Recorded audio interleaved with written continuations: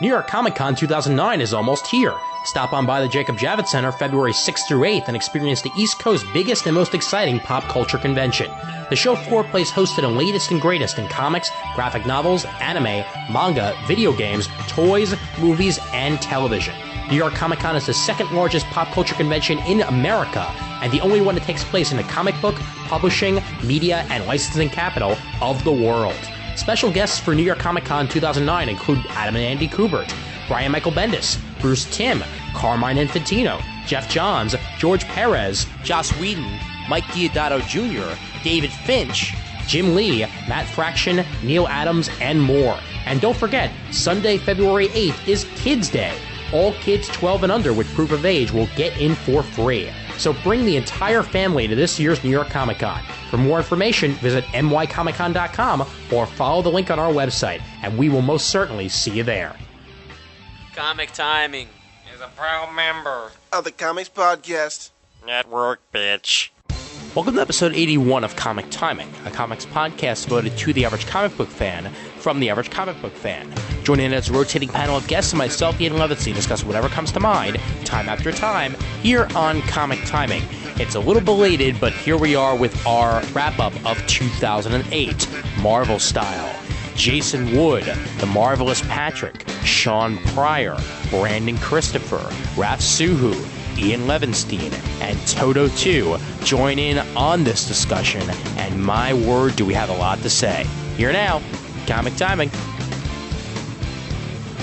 Hey there, folks. My name's Ian Levinstein, and welcome to episode 81 of Comic Timing. Past the 80 mark, finally.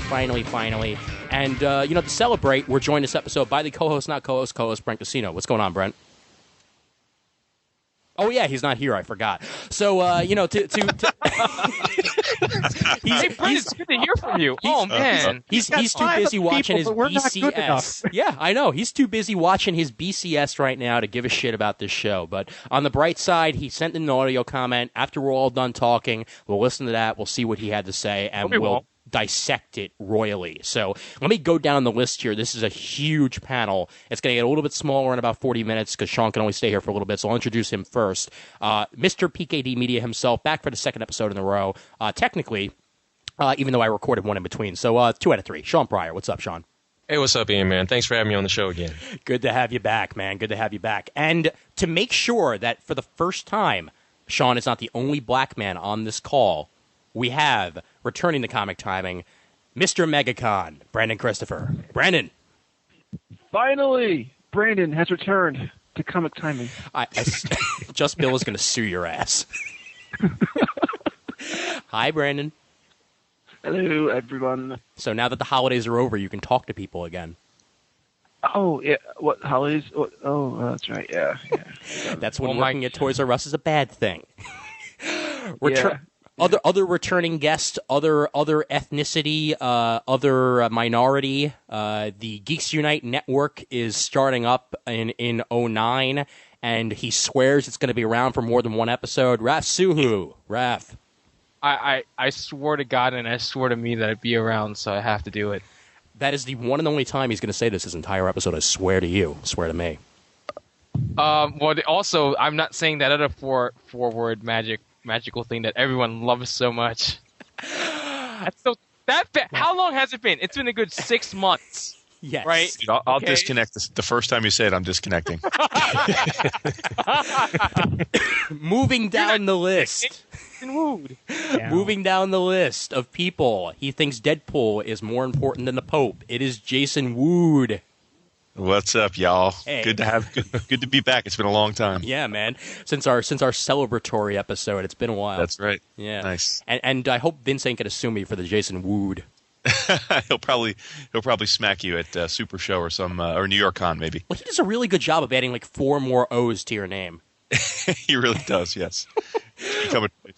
Yes. Well, welcome back, Jason. Good to have you back. Thanks. All right. And the one Comic Timing virgin of the bunch. Be gentle. I will try my best. I will try my best, Patrick. Didn't even know I had a hole there. Whoa! Look out, man. We were going to Didn't have a clean tag on it, did it? Yeah, right. Fuck that. We got Patrick, the Marvelous One himself. What website should I say you're from? Because I know you're not doing marvelouspatrick.com anymore, right? I'm going to say freaksandsqueaks.com these days. Freaksandsqueaks.com, Patrick himself. One of the contestants for the Geek Speak co-host challenge, which I swear to you will actually wrap up in about a week when Patrick and I can actually record that. But Patrick, welcome to Comic Timing nonetheless. Thank you. Great to be here with such esteemed and wizened fellows. Except for Raph. Yeah. Thank you. So I needed about 4 people to fill in for Brent not being here, so this is going to be probably the most best episode of Comic Timing ever. That's what I'm thinking. And this episode of Comic Timing is sponsored by Heroes Corner over at heroescorner.com. With a brand new month comes some brand new savings over at Heroes Corner, and plenty of 50 and 75% off books to be found in the specials, so go ahead and check that out. But the monthly special, the February special at Heroes Corner, is the Wolverine Bundle Pack, and this is in celebration of the Wolverine movie coming out in April. We've got Wolverine Weapon X #1, Wolverine Weapon X Files, Rampaging Wolverine #1, Wolverine Anniversary, and X-Men Origins Wolverine #1, all bundled together into a bundle pack. You're only going to pay $9 for books that would regularly cost $20.95 combined. Excellent special to celebrate the upcoming Wolverine movie at Heroes Corner this month. And the other special, the trade special, is still in effect, and that is you buy yourself 3 trades and you will get an additional 5% off on the combined value of those 3 trades. Go ahead and check that out when you get the chance. And the Comic Timing picks of the month, we have ourselves Flash Rebirth #1, 75% off on Heroes Corner. This one is the big return of Barry Allen and possibly the rest of the Flash family. We're just going to have to wait and find out there. Written by Jeff Johns with art by Ethan Van Sciver, 75% off on Heroes Corner. Regular price of $3.99, only $1 on Heroes Corner. And we've got ourselves the Captain America Anniversary Special for our Marvel pick.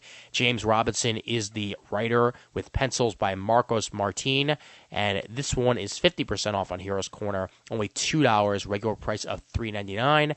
And finally, a Warren Ellis book, this one Ignition City #1 of 5. This one's been well anticipated. A bunch of people have been waiting for this to come out, and now you can get it on Heroes Corner for only $2, regular price of $3.99. Warren Ellis is the writer with Gianluca Pagliani, I believe, on art. And the Comic Timing code for the month is CTROCKS. That's CTROCKS. Get yourself an additional 5% off on your first order, only your first order, on heroescorner.com. So if you're a first-time user of the site, go ahead and use that promo code and you'll get 5% off on your order. So check this out.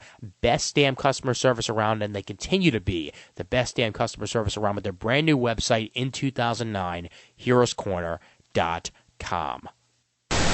2008 year in review. Extreme. It's extreme to the extreme. 2008 year in review Marvel. That's what we're doing in this episode, because we seem to do that every year to wrap up the year. So this is what I posted on the forums, and I will read it right now. As we did in 2006 and 2007, Comic Timing reviews the year of 2008 and how it did for Marvel. How satisfied were you with Secret Invasion and its finale?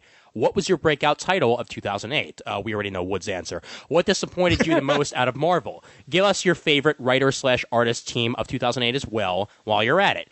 Who was your favorite Marvel character of 2008? We know Wood's answer. Any new title tickle your fancy? Are you satisfied with the rise and fall of Tony Stark? Also, please give us your favorite single issue and miniseries of 2008. Did the tie-ins for Secret Invasion live up to the title itself? And finally, what are you looking forward to the most in 2009 and its upcoming Dark Reign? Even though it's technically happening right now, but it's 2009, so what the hell? Let us know, and we will discuss it all on the show. So let's start things off nice and big, considering Secret Invasion is the thing we're going to probably talk about most on this episode, I have a feeling. So let's begin it with the ranter himself, Mr. Pryor. What You're giving me a label already. I'm a ranter. You are, man. What can I say? How satisfied were you with Secret Invasion and its finale? Go. I'll put it to you like this, Ian. Like this. Secret Invasion is kind of boring to me. I read the first 3 issues and haven't read it since. I just continued to read the crossovers and found the crossovers to be very entertaining, and stuff like, New Avengers, Mighty Avengers, and let's see, some stuff from the Initiative. The Black Panther stuff was actually pretty good. But I guess, I'm just one of those cats that honestly is just event fatigued, and and I had a feeling in the back of my mind that eventually that Secret Invasion would spin off into something else, into another event, which I had no problem with. But at the same time, it's one thing. I try not to go on a long tangent because I haven't finished Secret Invasion. I haven't finished Secret Invasion yet. I've just read all the crossovers and things of that nature. But Skrulls won. I'm going to spoil it for you. Skrulls won. Oh, go on. No problem. All the humans are gone. And Rom the Space Knight returns. Anyway. Although I was wanting Rom to come back. But anyway, but seriously, there's one thing to end a miniseries and then have that lead into another event, but there's one thing to also have a miniseries, close it properly, and have another event come from it. From what a lot of people have been saying is that Secret Invasion, the last issue, it ended, but it was so open-ended. It it's written, new event coming, get ready for it. Right. It's coming. It's going to smack you in the ass. Deal with it.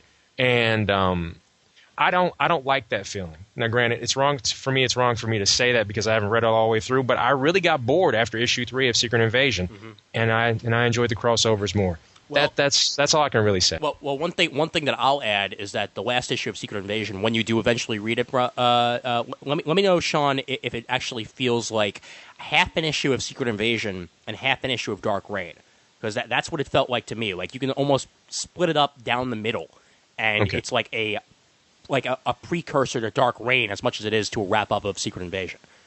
Okay, I'll check it out because I'm going to finish reading it this weekend. Honestly, okay. I am, because I did not pay, what I paid, whether it be from DCBS Heroes Corner or LCS. I didn't pay what I paid just to have that sit in my box. Oh, yeah. So it's going to get read. Okay. Well, good. Mr. Wood. Yeah, I'd say that I was mildly entertained, but ultimately disappointed. Ooh. Well, look, I've been a Marvel guy for 25 plus years. Yeah. Although I think the last few years I've probably liked other companies' stuff more. But I've generally considered myself a Bendis fan. So I certainly thought this had the chance to be a fantastic event. Certainly he's been planning for this for years, as we know. So when a guy with Bendis' track record is planning something of this magnitude for years, I think it's fair for us to have fairly lofty expectations.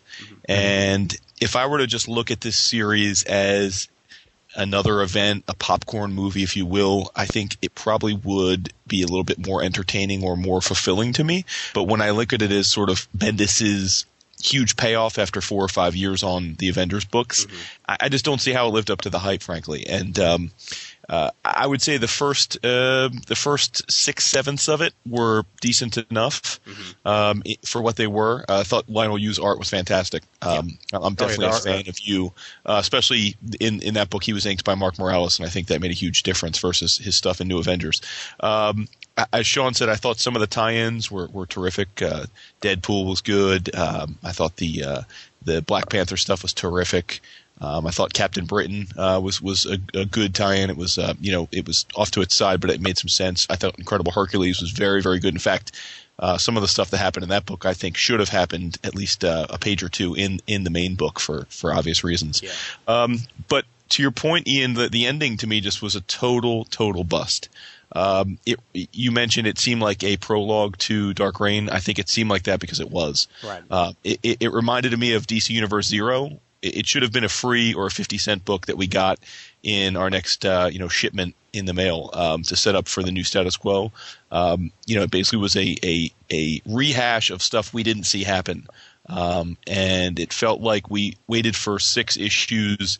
It all happened in the matter of effectively a few hours. We kept waiting for something to happen. How long is this going to take? And then in the last issue, we never get to see the payoff. So all in all, I'd have to give it a B-. It certainly fell flat to me at the end. Well, it's funny you should mention DC Universe number 0, because one of the books that came out after Secret Invasion Dark Reign, was basically that sort of book, and they had the gall to charge $3.99 for it. It was like half a story of every single thing that's going to be coming out in Dark Reign, with the the Agents of Atlas and the Skrull Kill Crew and stuff like that, and yet they charge full price for it. Shouldn't this be the jumping on book? I mean, wouldn't you, if you were running Marvel Comics, want, I guess, maybe the jumping on book to be a little cheaper to have more of a reason to pick it up? No. No? No way. No way. You know why? Why? Because everyone's going to buy that book, and I want to make money. Okay. But how do we know that everybody bought the book? Thank you for being very blunt on that one, Patrick, by the way. I know. I'm not saying. I haven't been to a comic book store now in about 2 weeks. So, over the holidays, I haven't gotten there yet, and I plan to go tomorrow. But, I don't. There's going to be basically two people that are going to buy that, and that's going to be the people that would buy it no matter what, and it doesn't matter what it costs. So they could charge those people $8.99. They're going to buy it because they have to have it, or it's going to be people like you said. It's going to be the jumping on point. And they're going to buy just out of curiosity. You're not going to get a casual person to probably buy it anyway. So why bother with a lower price point? Because the casual person, if I these DC Universe 0 and stuff, okay, it was cheap and whatnot, I still didn't buy it. I'm a casual buyer when it comes to things like that. Right. So it's even the price didn't entice me. But if I was a hardcore DC person, I would have bought it. Or if I was a person wanting to get interested in the DC events because I've read the press and stuff, I would have bought it and I would have paid whatever the price was. I guess point well taken there. I was a lot happier with it, at least, than I was with DC Universe 0. Who did I just cut off there? It was Wood. I just wanted to say I understand Patrick's point, but I think there is something to be said for customer goodwill, especially when you're talking about a niche industry that has a few 100,000 people that keep it afloat. Yes. So a lot of us pre-order our books, and we do that through solicits. So you could say it's buyer beware, but in this case, that solicit and anything related to Dark Reign were classified. So most of us that pre-order our books, which is a good chunk of the community, at least the forum/podcasting community, we had to buy that sight unseen. So intuitively, if I see a book that's tied to Dark Reign and it's $3.99 and I have a classified solicit, I think it's logical to assume that it's going to be an actual book with original content. So the fact that it wasn't, and it was effectively a prologue book, which usually isn't that kind of price, I do think was a pretty egregious error on Marvel's part. So I have to respectfully disagree with you there. I think that was very bad in terms of engendering goodwill, some negative will towards loyal readers. But but that being said, I'll still buy the other books because I'm too invested. But well. Let's not to belabor the point, but you just said, we buy from solicits a lot of the times. We don't just go in and pick it up. But how many of you buy your books then either through DCBS or your advance buy at your LCS, where they give you a discount if you pre-order? Because I know, like my own local comic book store, if I say, if I do a pre thing, if I go through previews and pay up front before the books ever come out, they give me the same kind of discount like the DCBS would. So sure. And a lot more people are moving to that. So in that case, is it still really $3.99 people are paying? Well, regardless, it's a $3.99 book that's discounted the same as any other $3.99 book discount. I wouldn't pay $3.99 for any book right now because that's to me it's irrational behavior to do so when I can get it for 40% off online. But point being is, again, I know myself and a lot of other people, if we knew for a fact that there were only 8 original pages in that book, I just wouldn't have ordered it for $1, $2, or $4. It wouldn't have mattered. And normally I would know that through the solicit. But Marvel chose to quote unquote classify the solicits again because they didn't want to quote give up anything before the finale of Secret Invasion, which I understand. But again, in that rare instance, I think that was a case where we got bait and switched. I mean, I think it's a very unique situation that wouldn't happen more than once or twice a year. So I don't want to belabor it either, but I just think in that specific example, it was bad form. And they overclassified, I think. They definitely overclassified the solicitations a little bit, because there are a lot of books out now that I feel didn't really hinge nearly as much on the end of Secret Invasion that were classified until the end of Secret Invasion that really didn't have to be. And because of that classification, when they started doing all those classified solicits, to me that was a really big turnoff. I can understand if you classify one or two books, but when they had like a whole list of books they were classifying, for me that was a real big turnoff. And well, not only that, yeah. And oh no, it's okay, it's cool. I just was completely turned off by it, and I said, you know what, I'm not getting it. And how is it really actually a solicit if they're not telling you anything? Really, it's just a list of merchandise that's going to be available at a certain date, but they're not telling you what the merchandise is beyond the title. I mean, so bettors, they need to change the way solicitations are run. Yeah, well think about the word solicitation in and of itself. I mean, would you ever solicit anybody if you didn't know what they look like? I mean, thank you very much. That had to be said. Was that like the blind guy and the prostitute, or what? Well, she feels okay to me. Let's see. I put my tongue in her mouth. 1, 2. Yeah, she's got a lot of teeth. Sure, okay. Yes. There's never, ever going to be a clean episode of Comic Timing. That I can pretty much guarantee. We can still hope. Yes. Raph, while he's still here, how satisfied was he with Secret Invasion and its finale? You mean Secret Invade Suction? Suckrit Invade Suckrin. Wow, Raph. That's great. It's Secret Invade Suction. I don't. Just talk. Anyway, I'm sort of in Wood's camp. I like the first 7 issues a lot. The last one is arguably the worst ending to a comic to a big event that I've ever read. You're setting up your next event by doing it halfway into the finale of your first event. I mean, come on. Oh, okay, yeah, that's the first thing that pissed me off. The second thing that pissed me off is that they did the ending. Oh no! They did the big fight in a past tense narrative, which means that the fight already happened, and we're just getting someone's recollection instead of getting the real thing. Someone's going, Thor really kicked the crap out of those Skrulls. We can't see it. You're telling us. Thank you. Really, that's necessary. And the third thing that really bothered me in Secret Invasion number 8 is that Joe Quesada sees worthy to spend the last 2 pages of the book in a cup of Joe to just justify how awesome Dark Reign is going to be. Yeah. And go, hey, by the way, when Bendis pitched Secret Invasion to me, I was looking forward to Dark Reign way more than Secret Invasion. So it's sort of like, so you're telling me that the event that you just did not excite you, but the next thing that's going to happen did. If it wasn't for the movies, I would question if Marvel. I mean, if this was his policy with every book, I would question if Marvel would be able to keep afloat, because that's sort of stupid. Yeah, who sat down to watch the first Spider-Man movie thinking, man, Spider-Man 3 is going to be awesome? Well, you know what? Boy, I have been mistaken. McGuire thought that. It's just ridiculous. I mean, seriously. Halfway through, you're going to talk about how Norman Osborn took halfway through. I mean, that whole there were 2 Dark Reign one-shots. There's one by Bendis and Malieve, and then there was the New Nation. The New Nation one's the one you guys are talking about. That's a gross, egregious ripoff of the customer. Yes. But what I think they should have done is taken that back half of Secret Invasion 8, put it in.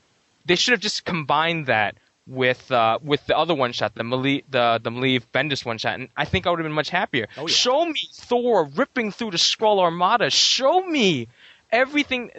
Cap and Iron Man fighting side by side for the first time in forever. Show me everything that's supposed to be a big climatic battle. Don't tell me. It really frustrated me. Yeah. And I always come off as a little anti-Marvel pro DC, and I hate that because I really like Marvel. But in this case, I didn't like that ending. But I love the setup. I love all the side stories in New Avengers and Mighty Avengers. I love the Secret Invasion X-Men, Thor. I loved all of it. It really had me going. And I hadn't felt that good since, I would say, like Civil War. And I was even more excited during Secret Invasion than I was Civil War. And yet, I think this is a worse ending than Civil War. At least Civil War, I can understand why Cap would give up. It makes sense. This is just it makes sense, but it's Spoilers. Oh yes. And spoiler: Peter Parker revealed his identity at the end of Civil War. Right. Oh God, no. Wait. Wait, Peter Parker's Spider-Man? Yes, and Bruce Wayne is Batman. Just so you know. Oh my God! Shut up! Stop! Wait. Bruce Wayne is not Batman. Black Panther is a black man. Well, What? What? See, What? Wait, Now that I I didn't want to wait, name wait, myself wait. Black Panther. Wait a minute. Wait, Just because he's from an African jungle does not make him a black man. What are you talking about, Sean? And through all this, Wood is silent. Yeah, I know. Because And he's I- just thinking to himself, "Wow!" And I thought 11 o'clock comics was bad. That's why they're never going to have me on the show. They're never going to have me on. Well, I think we stroked Wood out. Raph, let me make one comment to you, Raph, about the whole lead up to Secret Invasion, because I totally agree with you, because this is the first time I've ever picked up two titles. I'm talking about New Avengers and Mighty Avengers, and continued to pick it up when the last 8 issues did not have the New Avengers or the Mighty Avengers in them. Right? It was great, though. I mean, Yes. because you're getting into every little nuance of the Marvel Universe, and I love that stuff. It's just now it means nothing. Yeah. Because you know what Secret Invasion meant nothing. The Skrull, these are dangerous aliens. I mean, if we could do that with all the world's problems, we'd have like total world. I mean, Bin Laden, we would have found him in like 5 seconds. The way in the Marvel Universe, you could find him in 5 seconds and have someone tell you about it later when they're trying to take over the world with that horrible. Wait, they did already. Hair. Hi, I'm Norman Osborn, and I support this message. All right, let's move. Let's move on from here to Mr. Christopher's take on Secret Invasion and its finale. Parts of it really did remind me of Bendis' run on Powers. Lots of plot twists, lots of things happening in the background which you're supposed to pay attention to, and not so much the foreground. I can liken it saying like this: if the Manchurian Candidate and North by Northwest had a kid, that's what Secret Invasion would be. It was at least for the first 7 issues. Plus Battlestar Galactica. Don't forget that. Yeah, that's true. Okay, yeah, especially the new Battlestar Galactica. You don't know what's going on. You're getting parts of it here and there. And the thing is, though, the only downside for that was that a lot of the story took place outside of the main series. And if anyone knows me, they know I'm not a big fan of tie-ins. I'm not a big fan of having to go out and spend more money than absolutely necessary to go enjoy a story. I believe that a story should be told in the story, not in the tie-ins itself.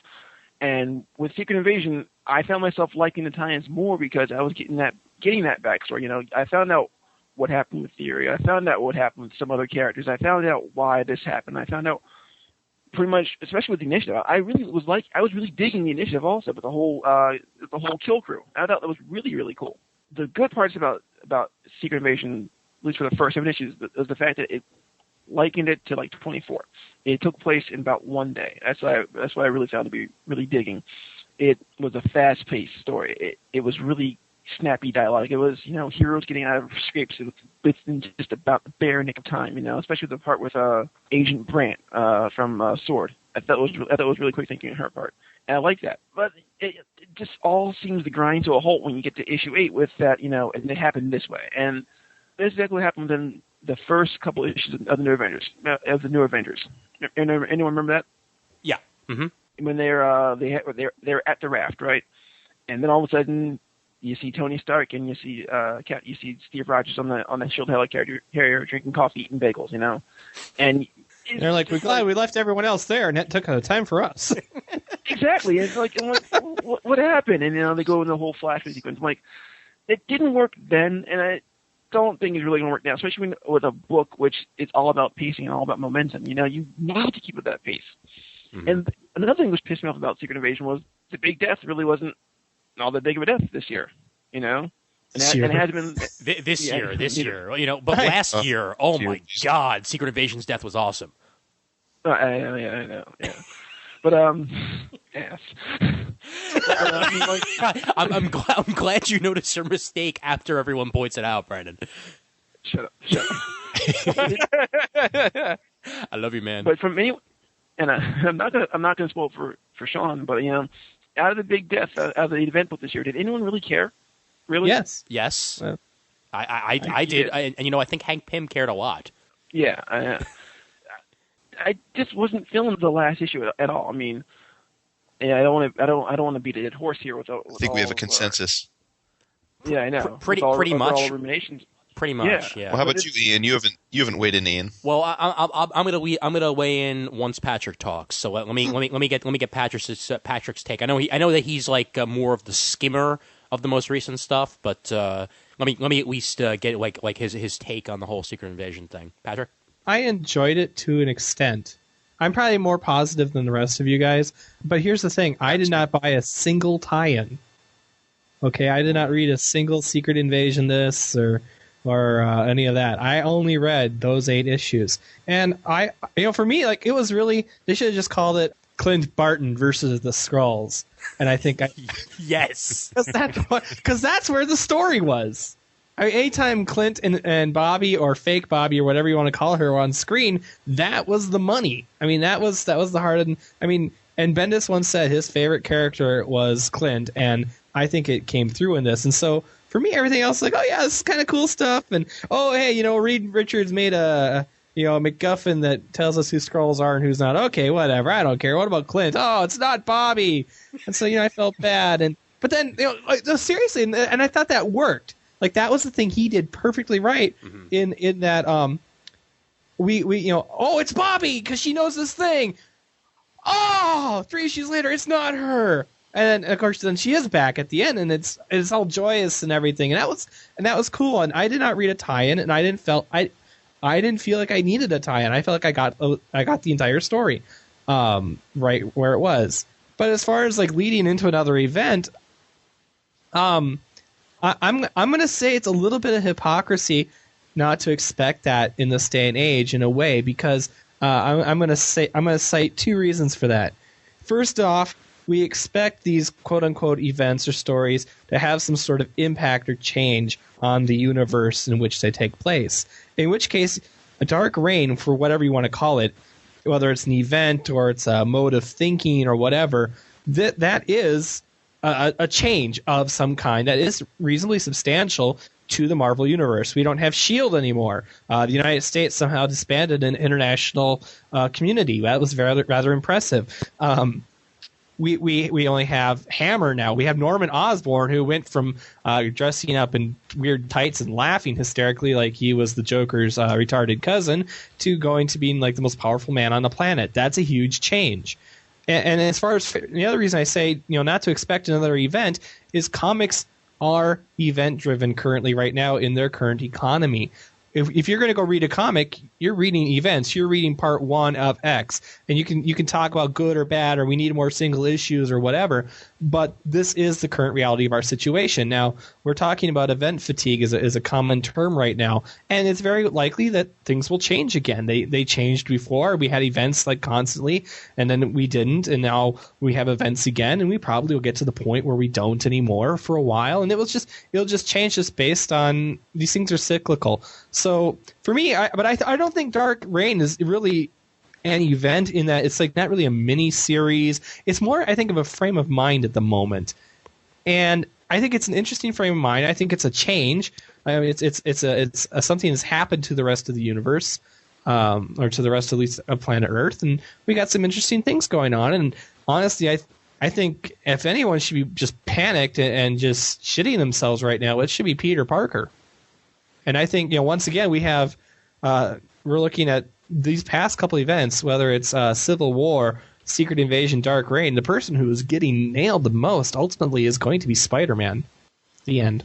Yeah, I do sort of agree with that a little bit because, well, right now, 2 reasons why Spider-Man is screwed is, well, no one remembers his secret identity anymore. Sorry if that's a little bit of a spoiler for anybody who hasn't been reading. But see, that's why I didn't know it was Peter Parker was Spider-Man earlier. Yeah. Because he was continuity right there. See, it all made sense now. Wait, Peter Parker is Spider-Man? I hate you. I don't remember. Wait, shut up, please. But he just takes pictures of Spider-Man. How does that make him How can he take pictures and be Spider-Man? It doesn't. Yeah, see, it's all full of holes. That's what I think. Thank you. There'd have to be some sort of Peter Parker clone around. But Okay, but most specifically, the whole registering or not registering thing. Now Peter Parker can never register, no matter what the hell happens in his life, because now Norman Osborn is in charge. Okay, if there's any way, any frickin' way that Norman Osborn can screw up his life, it would be if Peter Parker finally went, well, I guess it's time to register. Well, but isn't this kind of what the whole Iron Man stuff is going to be about now? Is Iron Man wanted to be the guy who kept that database, and he's going to be fighting with Norman over that? I mean, so I think some of those things are yet to be seen, how they shake out. And that's part of the status quo change, once again, that people are asking for. But I think Joe Quesada, I've heard him or read him say this many times, people don't really want change. They want the illusion of change. At the end of the day, if I'm just reading Spider-Man 3 times a month, which is like the one comic I read religiously 3 times a month, whether I love it or hate it, did Secret Invasion impact it at all? Nah, kind of. I mean, okay, Norman Osborn was a government guy before. Oh, he's a government guy again. Okay, so let's say, Captain America. If I'm reading Captain America, there's a reference that he did something with some heroes. Oh, okay, that's great. I mean, so the major things, and yeah, there is this thing they can tap into. There is this major change, but they don't have to. It is that illusion of change. I mean, if you look at it, you could be reading a Captain America story right now, and you could give it to someone who read Cap, 20 years ago back in the 80s, and aside from the fact that it's a different guy under the mask, the basic mechanics of the Captain America story are fairly unchanged. He's going after, some people, might have some connection to his past, might have some connection to the Avengers. He's going to throw his shield. End of the day, that's what it's going to be. There's some nuances that change, but, at the end of the day, the Hulk gets mad and he smashes things. It's that same kind of thing. Whether he's red or green, Hulk smashes. Okay. But there's a difference, I think. In what way, Brandon? There's a difference in change in archetype of characters, and there's also a difference in the change of the status quo. I mean, again, what you said of Hulk getting angry and smashing stuff, you can't change the archetype of a character, but you can change the landscape in which they live in, I believe. I mean, that's really what comics are about. I mean, for the most part, I believe the reason why the status quo has not changed as much in such an intrinsic ways because some writers don't want to adhere to that. Some writers want to have some leeway. And I think also the fact that, most books are written, maybe 6 to 8 months in advance if you're a good writer, that you don't know what's going to happen in the future. You have to leave some room to play with or some room if you want to not change the status quo to do that also, right? Well, I guess I would argue, I mean, I've never obviously done a comic in a big crossover kind of capacity or anything. But if you're a writer and you want to write a comic, you want to write your story. You want to tell your story, and maybe you want to get together with some friends, make this big crazy crossover, which I totally think is what like Bendis and Slott and those guys. These guys are getting together and like, hey, wouldn't it be cool if we did this? Oh, that would be awesome. That's cool, and they can do that. And I think it's also cool that right now there's a structure where if you don't want to go hang out and play with your friends for a while, you can sit around and play with your own toys for a while. Okay, so to play off everything that's been said so far, now I'm finally going to make my comments on the whole Secret Invasion thing. And go, Ian! Yay! For those of you who know or don't know, head on over to the Comic Timing website and look at a post I made on April 2nd, 2008. It was my rant timing on Secret Invasion #1 about all the picks that I made for Secret Invasion. Out of all the people who got off of that ship, all the picks that I made, I was wrong on every single one of those fucking picks. Okay, at least you got that going for you. Nice done. Thank you very much. I had picked that Scarlet Witch was from the ship was our Scarlet Witch, explaining away why there was no chaos magic because that was created by a Skrull, and well, that's wrong. I said that the beast off that ship would be ours, explaining away the feline beast, completely getting rid of Morrison entirely because that seemed to be what Marvel was doing, and I was wrong. I said our White Queen was real, which was okay, true, so that's fine. Phoenix from the ship, I said was ours, which is really fucking wrong.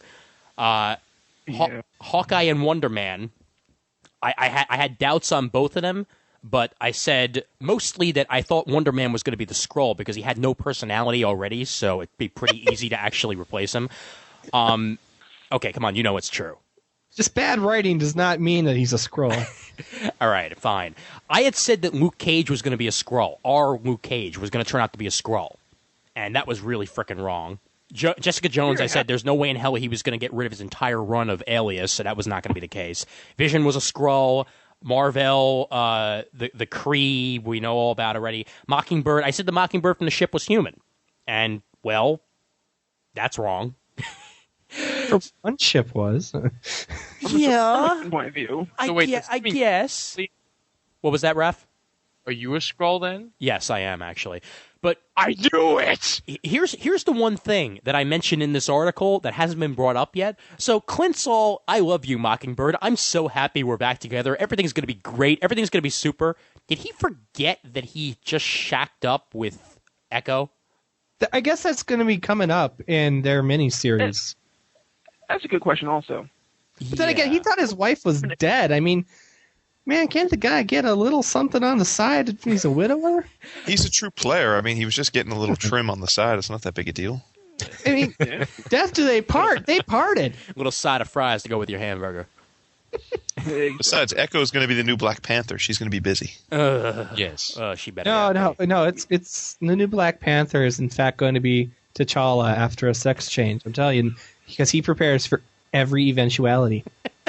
So wait. If that actually happens, I will drive to Christopher Priest's house, pull him out of his house, and he and I will go on a killing rampage at Marvel Studios. Come get me first. Okay, all right. Mini rant time. Mini rant time right now, okay? Dear Reginald fucking Hudlin, okay? What the hell, man? Yeah, you have completely bitch slapped the character of Black Panther over the last 3 years, and you don't even fucking know it.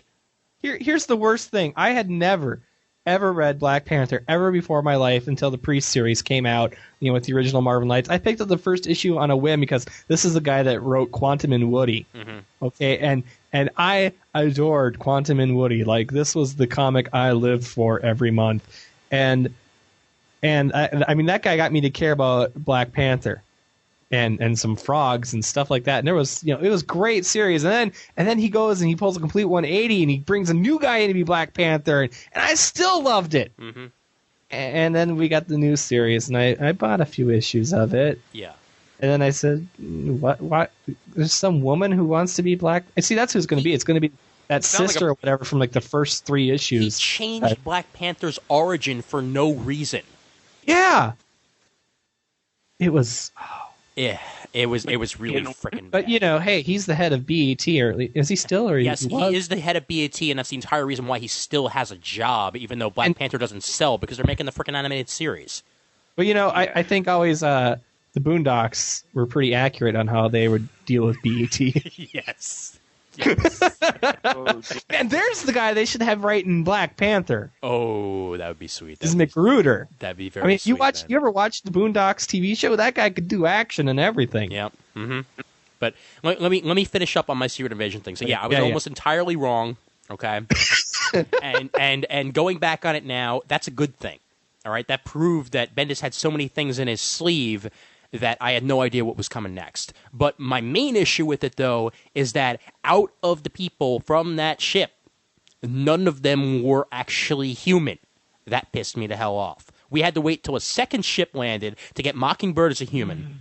Nobody else, really, other than the people that we already knew were Skrulls, were Skrulls. Jarvis is alive. Why would the Skrulls have any reason to hold Jarvis? Didn't you see what they explained that too? Yeah, that the process for making their perfect Skrulls or whatever you want to call them, they required the DNA from their people. The living DNA. Yeah. All right. It doesn't work because Captain America's dead, and so is Jean Grey. Yeah. And they were on the first ship. Yes. Well, they probably were just normal Skrulls. Because the ones on the real ship are the ones that had been planted for a long time. Well, Jean Grey, though, had powers. She displayed that very easily. I mean, she had the whole Phoenix aura and everything. Yeah. Captain America's mighty shield. Yeah. So not anyone can throw a shield, yeah. But everyone who opposes shield must yield. So anyway, I mean, it is pretty easy to fake his powers. I will give you that. So yeah. So let me just roll on and say finally that I'm sort of in the camp with you dudes about the whole good up until the finale thing, but I am looking forward to Dark Reign, so I guess that's happy. Let's just end it there. Let's roll on. Let's move out of the way here. We've been talking about it for the last 45 minutes. I think we get the point.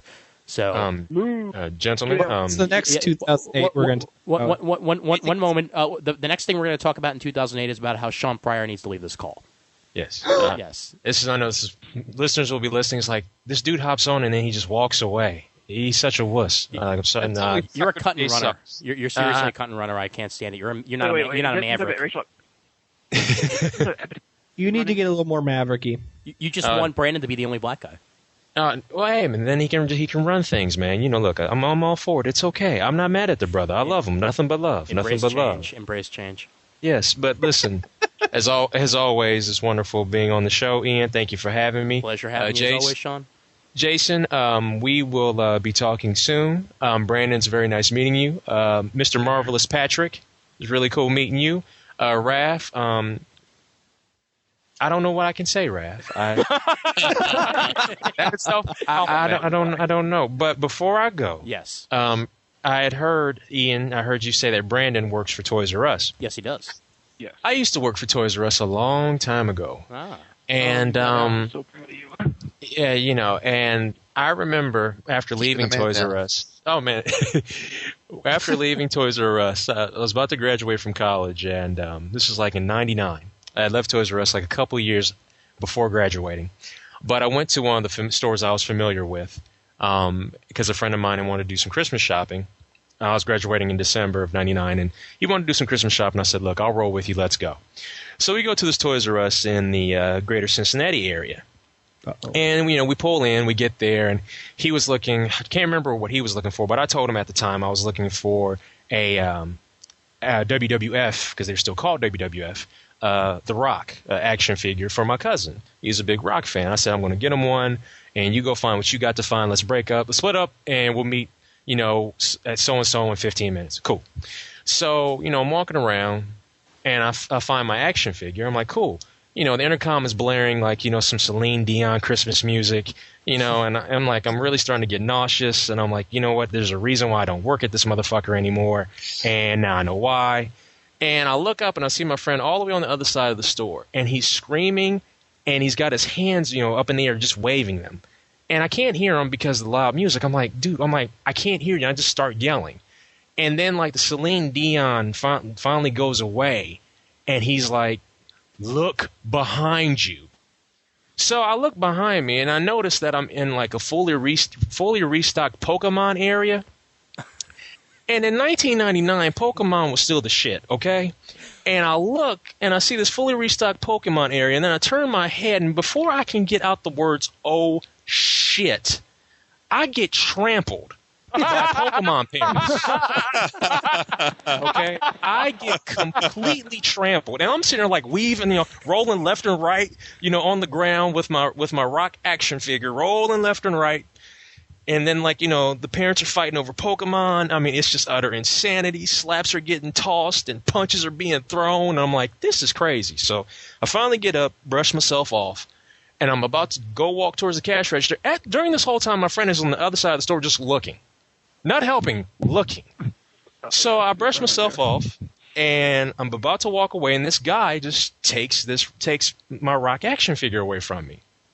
And I'm like, excuse me, that's mine. I got that from over there. I need it back because I'm going to go pay for it, please. He's like, no.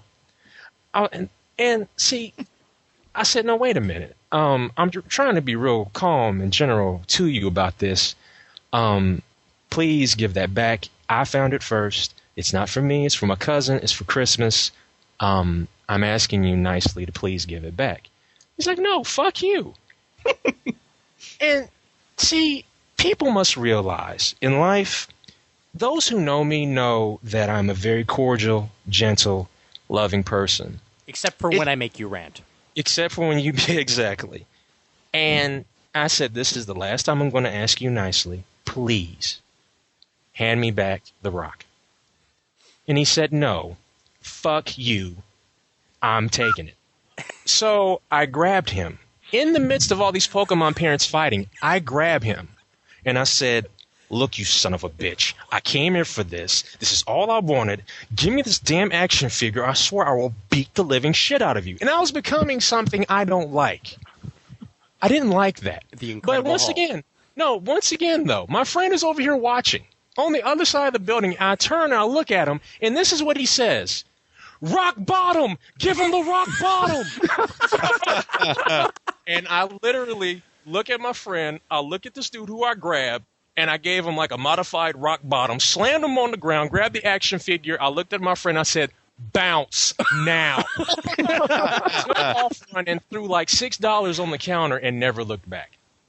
So Keep the change. Sadly, it was a $12 toy.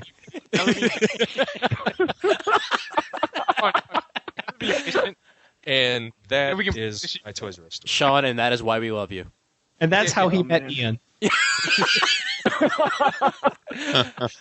Yes. Little do you know, I was that fucker who. Sean, man, always a pleasure. Pimp your ass out right now. Where can we find you? PKDmedia.com website's currently being rebuilt. Hopefully, it will be up either by late February, early March.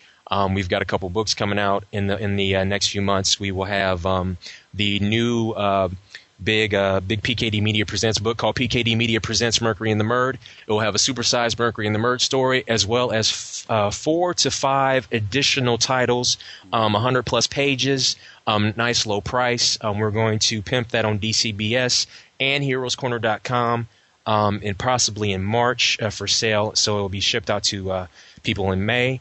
We will also have coming up this year Greenbrook. We also will have coming up a graphic novel one-shot called Double Jumpers. And if time serves us right and the finances are straight, we're going to try to put out another PKD Media Presents Mercury and the Murd anthology book. It's one big book, one big universe. Everything, pretty much everything ties together, and it's got some funny stuff. It's got some action. It's got some science fiction. It's got a little bit of everything for you, and I promise you it'll be good, because if it ain't good, I'm not putting my name on it. So we got all types of people. Dave DeWanch has done some work for us. Chad Cicconi's doing a bunch of work for us for this new Mercury and the Murd book. We got Andrew Charpar. We got Grant Miller, who works with Dave on the Geek Savants. He's doing some stuff for us. We got Dave Wachter. We might actually in a couple of months have Brent Schoonover do something for us. I went to college with him. Really now? Yeah, we went to the same art school. Yeah, I was a comic major. He was an illustration major. Oh, awesome. Let's see, who else? We've got a bunch of people. To anybody that I didn't name, please just charge it to my head and not my heart, because I don't have my chart with me at this time. But wow, that almost rhymed. Break it down for us, would you? Break it down now. Simmer down. I'll make it funky fresh for you if you're not careful. Down for you again. And the email address, Mr. Pryor? You can, for PKD media emails, just hit me up at Shawn, SHAWN.Pryor, PRYOR, at PKDmedia.com. Or if you just want to send me a friendly email, you can just send it to theblacksuperhero@yahoo.com. Once again, that's theblacksuperhero@yahoo.com. I've had that email since '97. I ain't changing it. There you go. Yes. And fuck you, Black Panther. Bringing the heat. Always a pleasure, Sean. Enjoy your sleep. All right. You guys have a wonderful evening. All right. Take it easy. Sean. Later. All right. Mr. Sean Pryor leaves the call as we move on to our next question. And because there's one less person on the call, hopefully it'll go a little bit faster than the last one. Hour 4. Yes. All right. What was your breakout title of 2008? And this one will begin with Wrath Suhu. I am going to go with probably the most obvious answer I can go with here. Actually, I think I went with this one last year, too. Nova. Nice. Simply because the Annihilation Conquest stuff was really, really good. It brought back the Phalanx and what's his face, the mutant from that joined the Phalanx. Yeah. I don't remember his name. Would that be Warlock? Yes, Warlock. Mm-hmm. Yeah. And that was a good storyline. But my favorite Marvel issue of the year is arguably Nova number 19. Oh boy, here we go. Darkhawk. Arguably one of the greatest armored superheroes to come from the 1990s. Hey. Yeah. And he gets to say that because Brent isn't on the call to bitch slap him and say Azrael. No. You don't understand. The greatest tag team of all time would be Azrael and Darkhawk. Nothing in the universe could stop them because I won't let it happen. Except for sales. No, I will become the Wrath Man of Zur-En-Arrh, and just like Batman, I'll be unbeatable, and I'll just push the sales through the roof. And when I wake up, I'll have 9 million copies of Azrael Darkhawk in my room. Why? At $3.99 a piece. Yes, $3.99. Variant cover or 8 pages of content. It'll be great. It'll be one of the greatest things that have happened in human history, like the creation of paper, the Great Wall of China, the pyramids. And don't forget, he wasn't the only person who returned that issue. Yeah, but he's the only one that matters. Oh yes, Quasar came back for a little bit. Yes, the original Quasar, the important Quasar. Wendell Vaughn, but Quantum Bands. Yes. But all the power in the universe does not match up to the power of Darkhawk. All right, that's left to the beholder. So now I will switch this over to Mr. Wood. I know you think I'm going to say Deadpool. But No, you got to save that for your best new title. So. I'm actually going to go with an offshoot of Nova, Guardians of the Galaxy, and I say offshoot because it's done by the same writing team, Dan Abnett and Andy Lanning, who are just knocking it out of the park. It's been to me it's been such a pleasant surprise. The first issue was just exciting and hilarious at the same time. I mean, you've got Rocket Raccoon, you've got a telepathic dog. You've got a former giant tree creature that's now a little branch that keeps growing. Groot. It's hysterical, and it's really well written. And Paul Pelletier and Rick Magyar are just drawing their asses off on that book. So no question for me that was the breakout title of this year. And I hope that sales stay strong enough on it that it does another couple years here in it. Well, I hope it sticks around because Abnett and Lanning, man. I know that they were doing Legion of Superheroes before this, so obviously they've been around for years and stuff, but it took them until now to really, really break out of their shell, I think. Actually having a huge part of a universe to play around in. And Marvel has brought them in with welcome arms. I mean, they're doing the War of Kings also and a bunch of other stuff for Marvel, so hell, the more they do, the merrier, man. Absolutely. They got their chance with the cosmic stuff. With Annihilation, and they've basically taken over and reinvigorated the Marvel Cosmic. And to me, if you, like Raph said, if you look at Nova and the quality that book is, and you look at Guardians, and you look at Annihilation Conquest, I just think everything they're touching right now is terrific. So I hope they stick around for a long time. They're not exclusive to Marvel, though. In fact, they're doing something at DC. They were solicited for something in DC last month. I'm trying to remember what it was. It was, I think, maybe Superman, Batman, or it's something. It was something that caught my eye because it's something I normally wouldn't read, but I noticed that they were writing it, so I thought I'd give it a try. But I see if I can look it up on the web. I forget what it was. Okay. Cool, excellent. Well, whatever it is, I might have to check it out. Unless it's Superman, Batman, because I haven't picked that up since Jeff Loeb. But oh well. Mm-hmm. All right, Brandon. I'm gonna say Invincible Iron Man. Nice. You sort of stole the words out of my mouth, but anyway, tell us why. Because it's fractionific, maybe. Is that a word? It is now. Yes, it's fractionific. It's possibly one of the most well-written books out there right now. With, me, I'm a fan of dialogue, and I think it was issue 2 or 3 had the best line in it ever. It was between Maria Hill and Tony Stark, and they're going back and forth. And I think Stark said to her, "Maria, Supergut's called. Your appointment's at 3." And I just put the book down. That's right. I do remember that. That was awesome. She does need a better barber. I will agree. Yeah. A little bit Van Dyke there. A little bit Van Dyke. Yeah. What was that, Patrick? I'm laughing on the inside.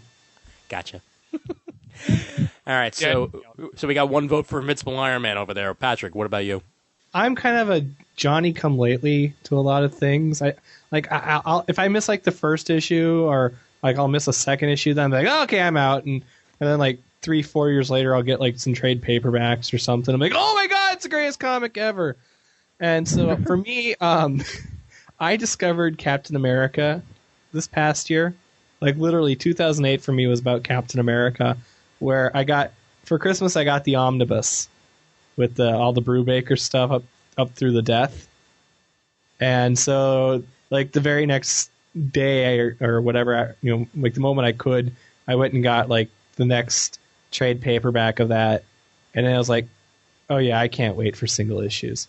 So, or I can't wait for trades. So I went and bought like all the back issues and stuff that I didn't have and got cut up that way. So for me, I've been just humming along on the Captain America, and I think I'm about to do the same thing probably with Invincible Iron Man. I keep saying, when's the trade for that coming out? Because, man, I don't know. I feel like some of these things just aren't around. I don't know why. Maybe it's just me, but like I'm looking around for stuff these days, and it's like, and I don't like to look around online. I'm one of those people I really like to walk in my store and look at stuff and get fingerprints on everything, and rip the pages and basically just destroy the thing and then not buy it after I've read it. Get thrown out of the store, that sort of stuff. Yeah. But so that's just me. But yeah, Captain America, the whole thing, and I think it's awesome. And I'm cool if Steve Rogers is Barry Allen dead, in that he's gone for at least a decade or two, and then maybe he comes back after that, because I think Bucky fits the thing they need for Captain America. Yeah, we mentioned the illusion of change earlier, and once again, it's the same thing. It's a guy from World War II who's there now, and he's a man out of time, and Bucky is once again a man out of time because of the whole memory thing as Winter Soldier and whatnot. And they just add some new twists with the whole communism thing, because commies are cool again. Yes, they very much are. Yes. Well, actually, commies were always cool. Commies, I was liking commies back when you were babies, man. Let me tell you, I was into commies even in the 80s. Well, then. I am a commie. You are a commie, Raph. That is true, yes. All right. That's better than dead. So, my breakout title of 2008 is a little from column A and a little from column B of things that have already been said, because Matt Fraction and Ed Brubaker wrote it together. Uncanny X-Men. Oh, I almost picked that.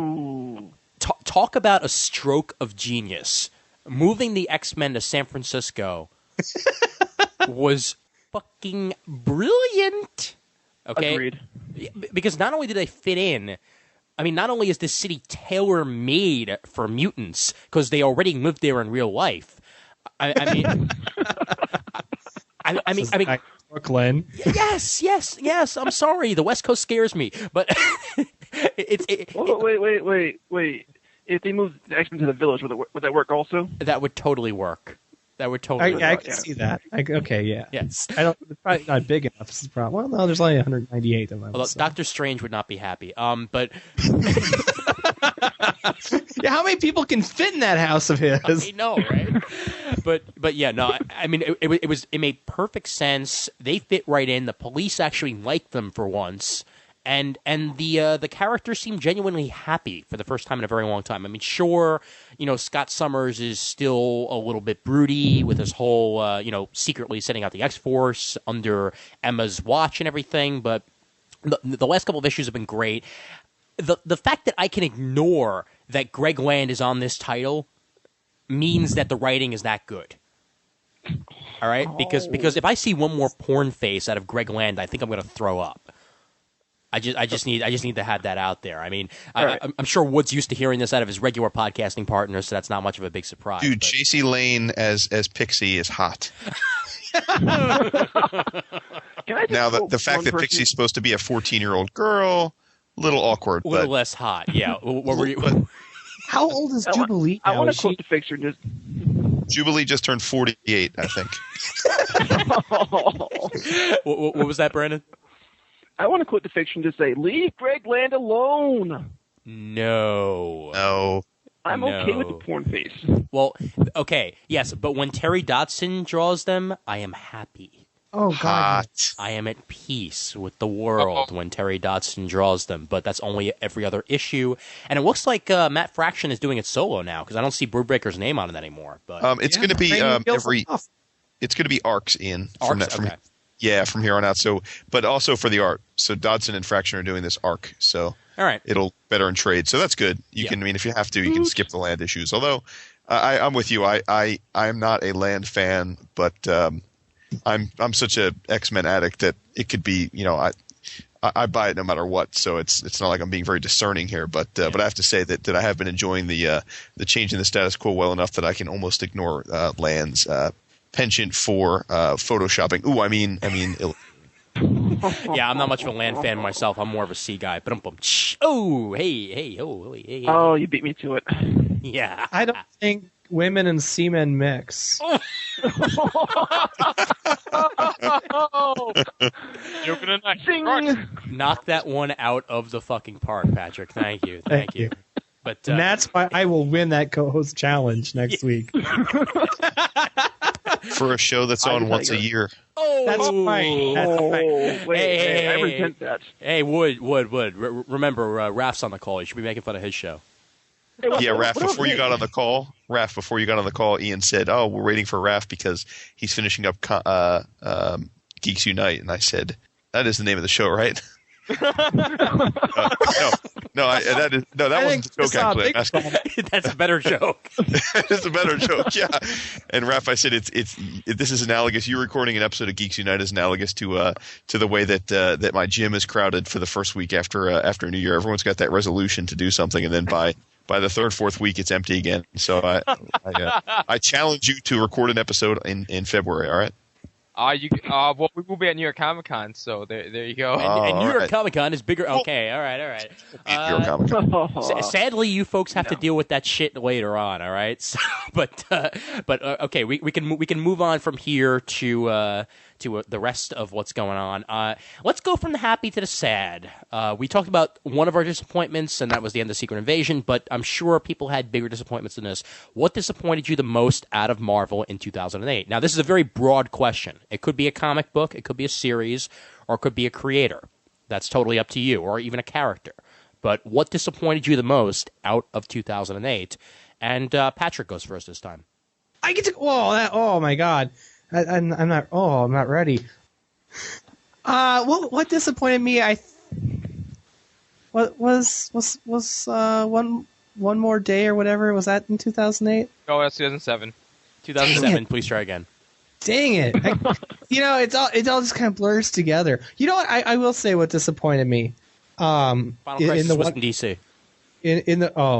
No, I'm enjoying that actually. Okay, all right. I Continue. love Grant Morrison, man. That guy could crap on a napkin, and he basically Thank does. you. But Wait, I'm I'm enjoying off it. the Did you do that already, though? Yes, he did do that already. Yeah. But no, I would say in the Spider-Man in the Brand New Day as we go on, the New Ways to Die story that it was kind of like hyped up as the big one with lots of things happening. Norman came back and that kind of disappointed me in that they didn't even bother with the illusion of change in that one. Like they said, it's the all new Scorpion, like in one issue, where like Gargan had the Scorpion outfit and the Venom alien, and then of course by the end of it he was back to Venom because he had to go do Thunderbolts, and of course nothing could happen actually between Spidey and Norman because Norman's busy, obviously was very important in other places, and Spidey's got to still be doing his thing. They've dragged on this spider tracer killer thing for forever. They haven't, they teased everything, the whole. I'm going to say that the fact that they've started like what feels like a billion plot lines in Spider-Man, but they haven't resolved any of them. Like the closest we've gotten was the jackpot thing, which wasn't even in the main series. So that's my biggest disappointment. I love reading each issue, but I love the fact it comes out 3 times a month, and I'm always excited. I go to the comic book store. I've got like a stack of Spider-Man comics. And that's just like really great, and I think technically speaking, they're well done comics, but the follow through hasn't been there. And if like you said, oh no, that was 2007 when that happened. That means I've been reading this stuff for a year, and I don't have any answers yet. They have put out just a buttload of comics, and I still don't know who like Menace is, or anything like that, or that's my disappointment, I guess. That's a pretty decent disappointment. I mean, I would disagree with you on the whole Brand New Day thing because I'm still enjoying it, but I will. Oh yeah, I am too. It's just that I will certainly agree. For God's sakes, give us a conclusion. It looks like they finally are with at least the Spider Tracer thing and the Menace thing. But are they? Yeah, When? This arc this arc that's coming up after this one. So okay, so like April. Yeah, exactly. That is pissing me off. I mean, we waited more than a year and there are no answers yet. That kind of sucks. And if it was more than a year like it used to be, if it was like a year and it was 12 issues, that's one. I mean, but we're looking at what was 3 times 12. I'm bad at math. I draw comics for crying out loud. We've waited like 1 million issues. Yes, actually, we have waited 1 million issues. Thank you. That's the exact number. Thank you, Patrick, for your wise and thorough information. All right. Wait, well, anytime. Brandon, biggest disappointment of 2008.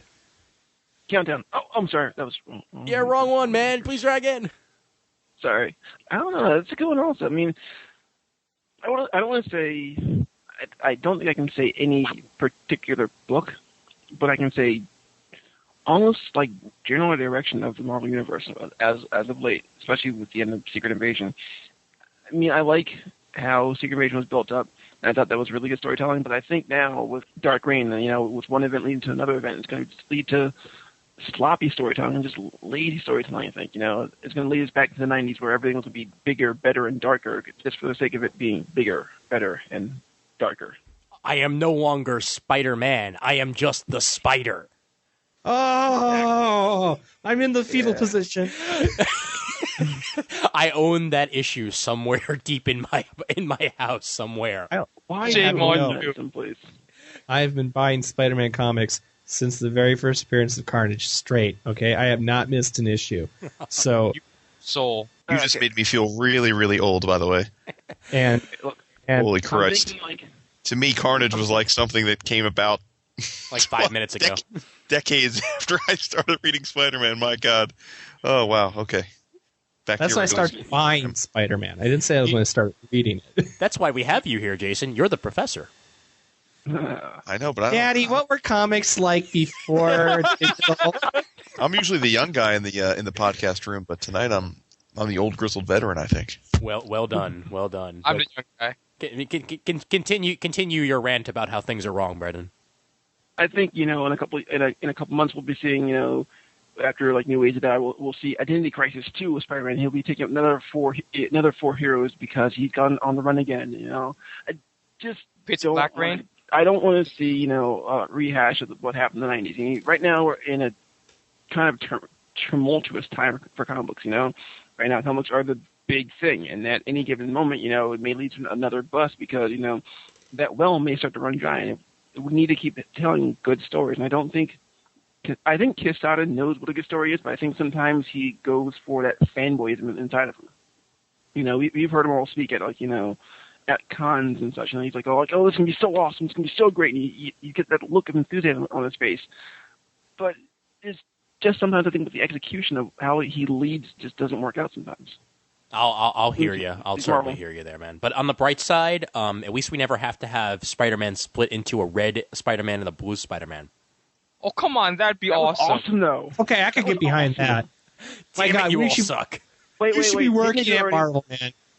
Wait, Ian, too late. Scarlet Spiders, remember? Oh! Really? Oh. Really? Yeah, exactly. Yeah. And Superman didn't get like 1 billion clones. He only got 1. God, He got damn it. he got like 8 of them at the very end, though. That's true. And it's not like Superman ever had to have armor built. Oh, wait. Oh, I love yeah, Armored yeah. Superman from Hunter Prey, Doomsday Hunter Prey. Oh my God, that What was great. can of worms Wait. have I opened to the world? Wait. No. The best Armor Superman though was from Batman Superman, the Kryptonite thing. Oh, yeah. I remember that. All right, well, let's move on to Jason. Biggest disappointment. Well, for me, it wasn't any title. It's the move to the $3.99 price point. I think we're in the, not to get too gloomy, but we're in the worst recession since World War II. Unemployment rates are going to go to 9%, and we're already at a point where it's pretty much a niche industry. Yes, it's great that Iron Man's doing well in the box office and that Dark Knight's doing well, but at the end of the day, that's not translating into tangibly more comics books sold, which is ultimately what we care about. And I can't see how justifying a 30% price hike in a period of deflation and everything else isn't going to lead to, I fear, some pretty serious damage. I hope I'm wrong. I hope we're all so addicted to the medium that we just find a way to power through it, like we would, finding a way to buy a pack of cigarettes if we were smokers. But I just think it's bad form, because I think Marvel's always been the price setter, and if they do this and it doesn't show a real material pushback in terms of the numbers, I think DC will follow suit shortly thereafter, because Time Warner won't pass up those extra pennies in their pocket, and I just think it's bad things. I mean, it's tough for people. It's I spend a few $100s a month on comics, but I'm fortunate enough to have that situation, but a lot of people are on budgets, and I think that it just means people are going to be buying fewer comics for their dollars, and that's not a good thing. So hey, guess what though? Thing. It's okay if they go to $3.99. You know why? Because their online subscriptions are not going up, and so you can just pay to read it online on the cheap, and you just got to wait 6 months. Yeah, you just got to wait 6 months. Well, it doesn't affect me. I think it affects me the least out of everyone here, because I just read them on my list. Yeah, thanks, Raph. Thanks for reminding us that you work at a store and that you're better than all of us. Yeah, No, I'm not necessarily better, well informed maybe, but not necessarily better. Well, that's debatable. I can't It's okay. The rest of us just go to the store and read them and then put them back, That's very true. I see it happen. so that people that work at the store won't get paid and lose their jobs. yeah. And the store will close, and we won't be able to do that anymore. But no, Jason, I do firmly agree with you. I mean, it is good that we do have alternatives like getting our stuff online from distributors and stuff like that, but not everybody has that. And I mean, for people who go into stores on a regular basis who don't even know that there are online opportunities, they're the ones getting screwed here. And I mean, there are plenty of people out there that still don't know how to turn on a website, So yeah. You know who's really getting screwed actually in this is going to be the stores. I was just going to make that point. Ultimately, it's not going to be the readers, Yeah. because, like people. Oh, I don't want to pay $3.99. Okay, I'm going to go to DCBS or something like that. It's going to stop foot traffic to stores that are already, desperate for income, especially in bad economic times. Sure. Well, it's even going to have a more direct impact than that, and Raph, maybe you could speak to that if you're high enough up on the food chain there to be privy to some of these conversations. But I know a few of the stores guys that I know are frustrated because for most stores it's a labor of love. Most LCS owners are not printing money, and it's a labor of love anyway. In the first place, they wouldn't have probably opened up a comic store if they wanted to get rich in the first place. And the issue here is that it's such a cash flow business for these guys that it matters. I mean, that 30% price hike is to them as well. I mean, yes, they're paying obviously they're paying the pre-diamond discount and having a markup, but their prices are going up too, and that's 20 to 30% more cash they have to come up with to carry the same inventory. So it just raises their risk profile too. If a book doesn't sell now, it's that much more painful to their bottom line. So I just think it's very much, I think, an imprudent decision on a lot of levels. Here.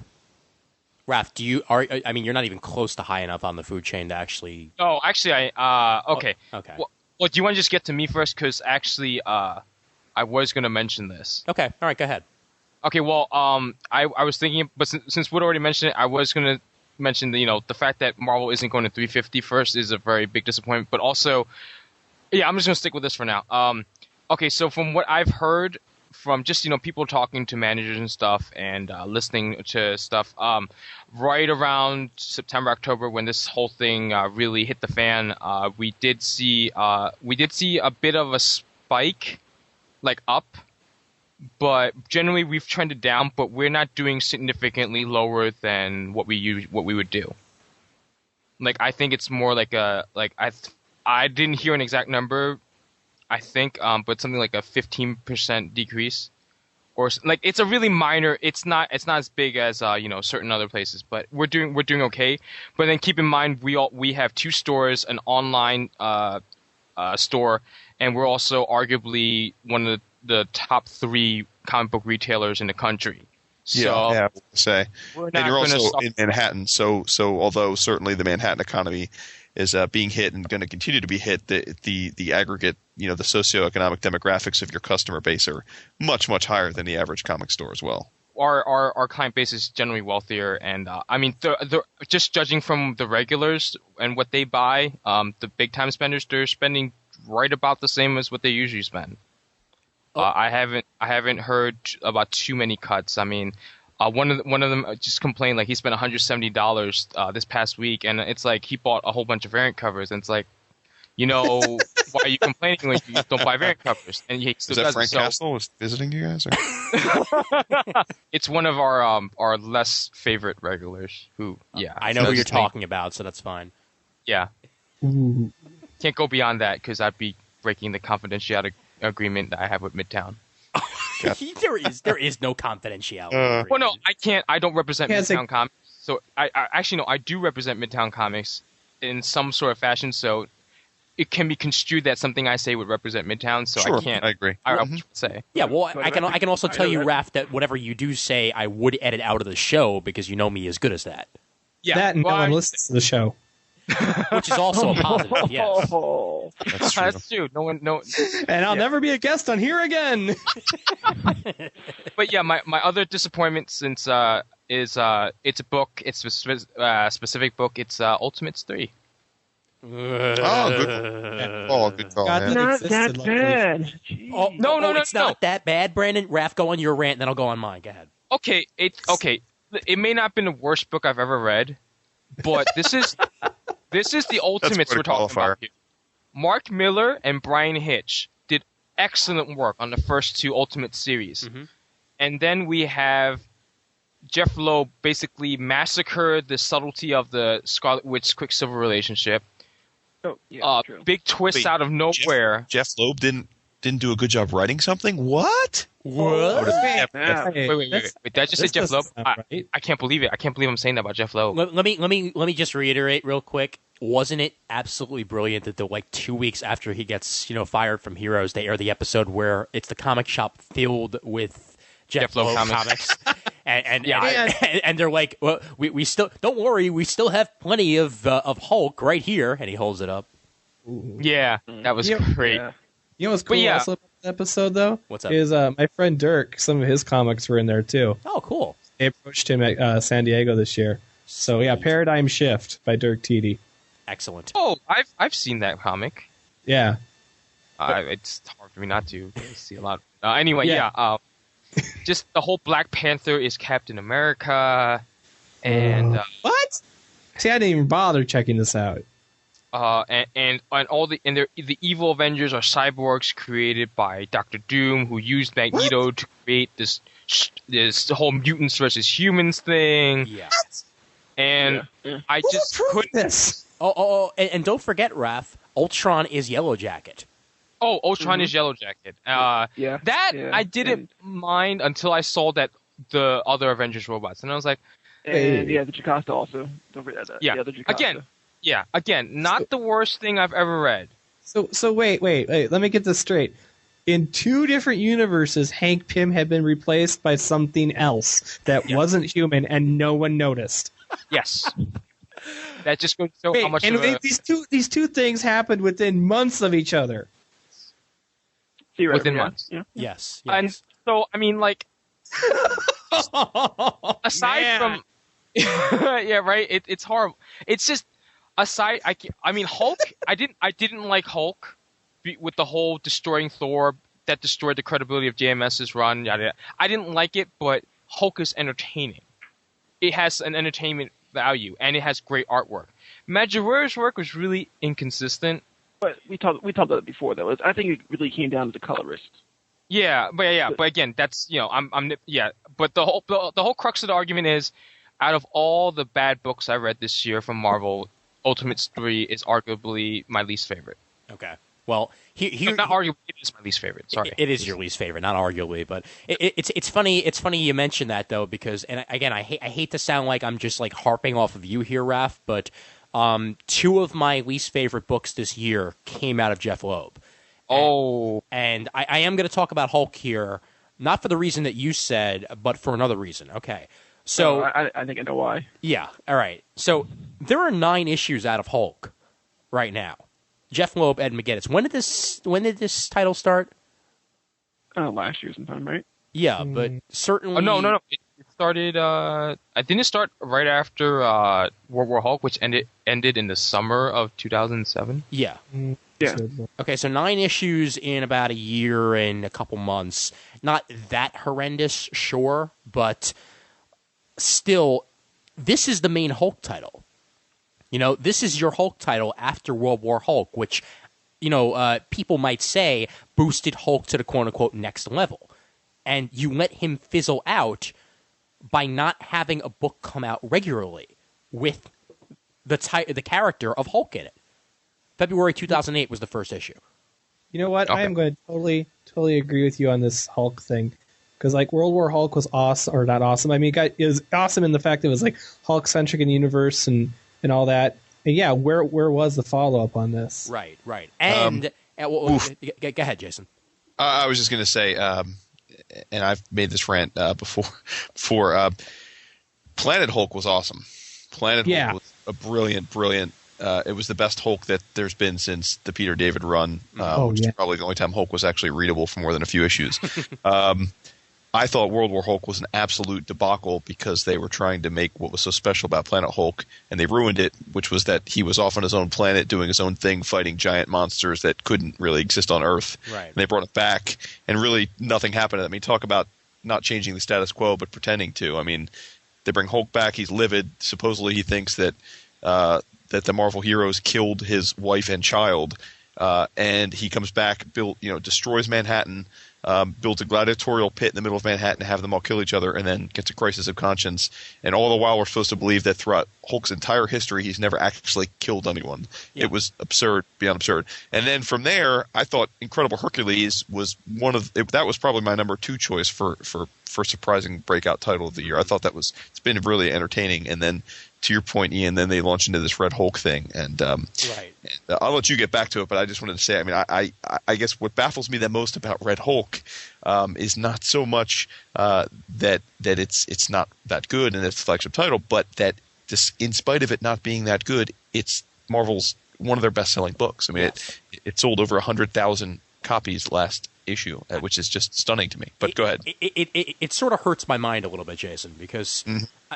You're not even having the main character of Hulk in there. I mean, this is sort of comparable to the way that Reign of Superman, that sold better than a lot of the Superman titles that came before it. Just like when Asbats was Batman, that sold incredibly well. When Ben Reilly was Spider-Man, that sold incredibly well. But all of this comes down to Earth eventually, and here we are on issue 9 of this series, and we don't know who Red Hulk is yet. They teased it. Everybody thought it was going to be Leonard Samson, and then there's Leonard Samson holding, standing over the Hulk's body, going, "Oh, you've been a disappointment," and bam, completely out of character, mind you, because Leonard Samson, everywhere else he's been since then and before then, has not seemed like a maniacal bastard like he did in that one issue. Didn't he get a haircut? He did get a haircut, apparently, but that doesn't work. I know. It's very sad. I just want to say I think it's Clay Quartermain for what it's worth, but okay. I guess we'll find out eventually. I guess I don't know when, but we better find out soon. We better find out by issue 12, or else. Harry Kane. Yeah. Now to be fair though, and we talked about this. I'm sure I think you're up to date on the show. We talked about this in 11 o'clock a few weeks ago, when we kind of all had a similar conversation about our incredulity over Hulk being so popular. But then, as we kept talking about it, we all realized that. Just in spite of our incredulity, we all are buying it, continuing to buy it, and I'm guilty of it too, because literally I was done with the series, absolutely set to just stop reading it. And then Art Adams came on art. Exactly, Art Adams and Frank Cho came on to do an arc, and I said, well, I cannot I'm physically unable to not buy something that Art Adams or Frank Cho draw. So, and I think I wasn't alone. So now they're off the book again, and McGinnis is back on, so I'm done with it. But good. I suspect quite a few other people will stay on it. Well, I'll make sure to let you know when we find out who the hell Red Hulk is. Thank you. Because, and I mean, I'm not going to be on it much longer either, to tell you the truth. Because once Heroes Corner updates their site this month, because they're doing some maintenance, I'm cutting a bunch of my books because Even I switched almost everything over to online. I mentioned this on the show previously. I'm at about, I think, maybe 120 to 140 per month from there, and then maybe $10 to $20 more at Midtown.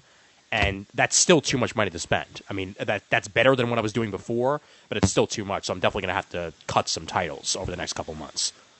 And Hulk is one of them because nothing happens. Preach. Yeah. So that's the disappointment. My second disappointment, and this I'm going to be pretty quick on because only 2 issues have come out so far. Another Jeff Loeb book, Ultimatum. All right? I haven't read it. Haven't read it, yeah. Good for Haven't you. seen it. Good for you. Because here's my problem with it. Because Brian Michael Bendis is so much into, the current Marvel Universe and no longer associated with Ultimate, it doesn't feel right. It doesn't feel right at all to have a major story like Ultimatum be told by one of the people who did not create the Ultimate Universe, and that's Bendis. I mean, sure, he's still doing Ultimate Spider-Man, but Miller and Bendis were the cornerstones of the Ultimate Universe. To not have one of them write what is, in many ways, the end of the Ultimate Universe as we know it, it's just stupid. And you know what? And the writing has been bad. Nothing is going to happen. That's what it's going to be ultimately. Nothing is going to happen with Ultimatum. Because Jeff Loeb, this is the kind of thing I've noticed with Jeff Loeb, and maybe he doesn't do this anymore because it's been a long time since I've read a Jeff Loeb story, but he basically can tell one story, and that's the origin story with a bunch of villains thrown in around it. He can retell the origin story, or he can retell like there has to be someone's origin in order for him to do it, and then kind of does like a rogues gallery and brings them all in, and like he does, or he does all these things from remember the very beginning. This is when it was good. I'm bringing it all back, and then I'm kind of gonna change it, but not really. And then everything's the same at the end. So yeah. Nothing's going to happen. Well, I mean, one of the things that's going to happen, we know, is that at some point the Ultimates is going to become Ultimate Avengers with Mark Miller writing it again, which is pretty damn sweet. But we don't know who's on art yet. But so does that mean Ultimates Volume 4 of Jeff Loeb isn't going to happen? We don't know. We don't know, and I certainly hope not. I certainly hope not. No, Jeff Loeb Volume 4 Ultimates. That'd be great. Yes, that would be awesome. Perhaps we'll get more incest. Bizarre World. Again, the whole incest thing just turned me off to him entirely because that's not the way you go with Quicksilver and Scarlet Witch. So it was when Mark Miller was doing it, and he was just hinting at it. Yes, but just hinting at it means everybody can laugh at the joke. Instead of beating you over the head with it. They came this close to making out. Oh, no, they kind of did, actually. Yeah, I know. Let's switch off from there to your favorite writer/artist team of 2008. And this is a team here, so give me your favorite writer and artist. I know usually we do writers and artists separately, but let's just do it as a team this time around. And we will begin with Brandon. Even though I didn't like the ending of the series, I'll say Bendis You. I thought, again, with the pacing with Secret Invasion with the first 7 issues, it was really well done. And with Lionel Yu on art, this is probably some of the best I've ever seen him do in a long, long time. And I thought it just matched the flow of the story, and I loved it altogether. It was a great package deal for this one. Yeah, here. Wood? Dan Abnett, Andy Lanning, Paul Pelletier, and Rick Magyar on Nova, and then they moved to Guardians. They did Nova a few issues early, and then now they're the team on Guardians. Just the most energetic, fun book I think that Marvel put out this year. So I love Pelletier's art. Yeah, he's the man. He's the man. I mean, he was great on Fantastic Four too, back when Fantastic Four was actually readable. Oh, come on. That's not womp womp. You hate the Miller Hitch stuff that badly? I hate the Miller stuff. I don't mind the Hitch. Okay. I hate the Miller. All right. So. All right. I'm not willing to give up on it yet. It hasn't been the best. It hasn't been the worst. It's been middle of the road for me. But out of curiosity, is there a current, since Pelletier left, there still is no official ongoing artist for Nova, right? Because it's been nothing but fill-ins. No, Wellington Alvis is the... Oh, Wellington Alvis is officially? Okay, all right. I wasn't quite sure on that because I know there have been a bunch of fill-ins the past couple issues, so I had no idea. Okay, cool. So Pelletier, Abnett, Lanning, Word. Patrick? I'm going to have to say the brain trust on Spidey. As far as team the brain trust, the whole artist thing, the editorial. I mean, that is the very definition of team. And I think, love it or hate it, they are successful in what they're doing. They're putting out a book, 3 times a month for the most. I think they took like a break, and they have their scheduled breaks and stuff. But and for the most part, it's been entertaining. I have my frustrations with it. It's not perfect, but at the end of the day, I think it's your basic Spider-Man soap opera. I think it's working, even if I don't like how we got to this status quo. You know what? We're a year in, and I'm okay with it. Honestly, we haven't seen Peter Parker dating, but which was the whole point. That was the whole point, but I don't care. I mean, if they just tell me, the important thing is that they get Spidey's personality right, and apparently they thought they couldn't do that unless he was single. But so they've gotten around their mental block. They've got Spidey being, quipping, kind of being humorous. There's some kind of funny moments that happen, some kind of crazy stuff, and I think it's working. So I'm going to say that entire team is succeeding with what they are trying to do. Okay, excellent. Raph? I want to say either Frubaker Aha or JMS Coipel. Frubaker, I love that. Frubaker. Or is it Braction? I like Frubaker better. It flows better. Because I really love Fraction. Fraction is I think he's my favorite writer for this year from Marvel. But you know what? How many issues of Iron Fist were there with them on it though this year? It was like what, 4 or 5, something like that. Yeah. Then I might just go with Fraction and La Roca on Invincible Iron Man. The art there has been pretty good. La Roca's can be a bit off sometimes, but I really like his Iron Man stuff. Okay, cool. Well, for me, I'm going to go with Cornell and Kirk. Paul Cornell and Leonard Kirk on Captain Britain and MI-13. I really need to read that. You really do, because not only is Paul Cornell a gentleman, from what I've heard and seen of him, he's a heck of a writer. He is a gentleman. He is indeed. He's a wonderful writer. And I envision someone just with a top hat and a monocle and open doors. Yeah, exactly. Well, he is British, Patrick, so that's not much of a stretch. Hey. Oh, okay. Okay, that's true. Hey. But and Leonard Kirk, oh my God, he's pretty. I'm not talking about him himself because I don't know what he looks like, but his art is pretty. No, he's pretty. He is pretty. Oh, he is? Okay, good. Then he's a pretty man as well. But art, his face. Yeah, I mean, and the way he draws action sequences, they flow so well, especially when they're in the air, and that was a lot of what the Secret Invasion arc was, and it worked perfectly. So definitely Paul Cornell and Leonard Kirk on Captain Britain and MI-13 get my pick for best artist writer team of 2008. Let's move on from there to the favorite Marvel character of 2008. It could be somebody not even in his own title, just a favorite Marvel character of 2008. And this one begins with Patrick. Yeah, that's not fair because my favorite Marvel character of all time is always going to be Spider-Man. Mm-hmm. And so I'd be obviously my go-to is always Spider-Man, in case you haven't noticed. Yeah. But I'm actually going to say I did notice actually. Favorite character, I think we have to give Maria Hill some love. Ooh, there you go. She is the woman you love to hate, and she does her job well in what her role in the Marvel universe was supposed to be for 2008, and she did it, and she summed it up perfectly when she finally got to that point in Secret Invasion when she talked about the T-shirt she's going to wear when it's all over, which is Nick Fury was right, which shows that she actually got to that point where she had learned from her mistakes and whatnot, and had grown and everything. So I'm going to say Maria Hill. Well, I'm glad you say Maria Hill because my favorite character of 2008 is Nick Fury. Booyah! Because after going underground for more than a year and not seeing him, talk about coming back with a vengeance. Holy crap, man! I mean, not only did he put the invaders back together, basically, or whatever you want to call them, what are they, secret warriors or something like that now? But I mean, he goes in there, he kicks Skrull ass, he takes some names, and he walks away. Yeah, and then he walks away. Yeah, but the man with no name. he proved yet again why he is Colonel Nick Fury. because he was the colonel of this strike force against the Skrulls. And without him, nobody would have known what the hell they were doing.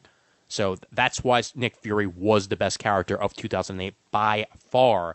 And I'm looking forward to him doing more in 2009.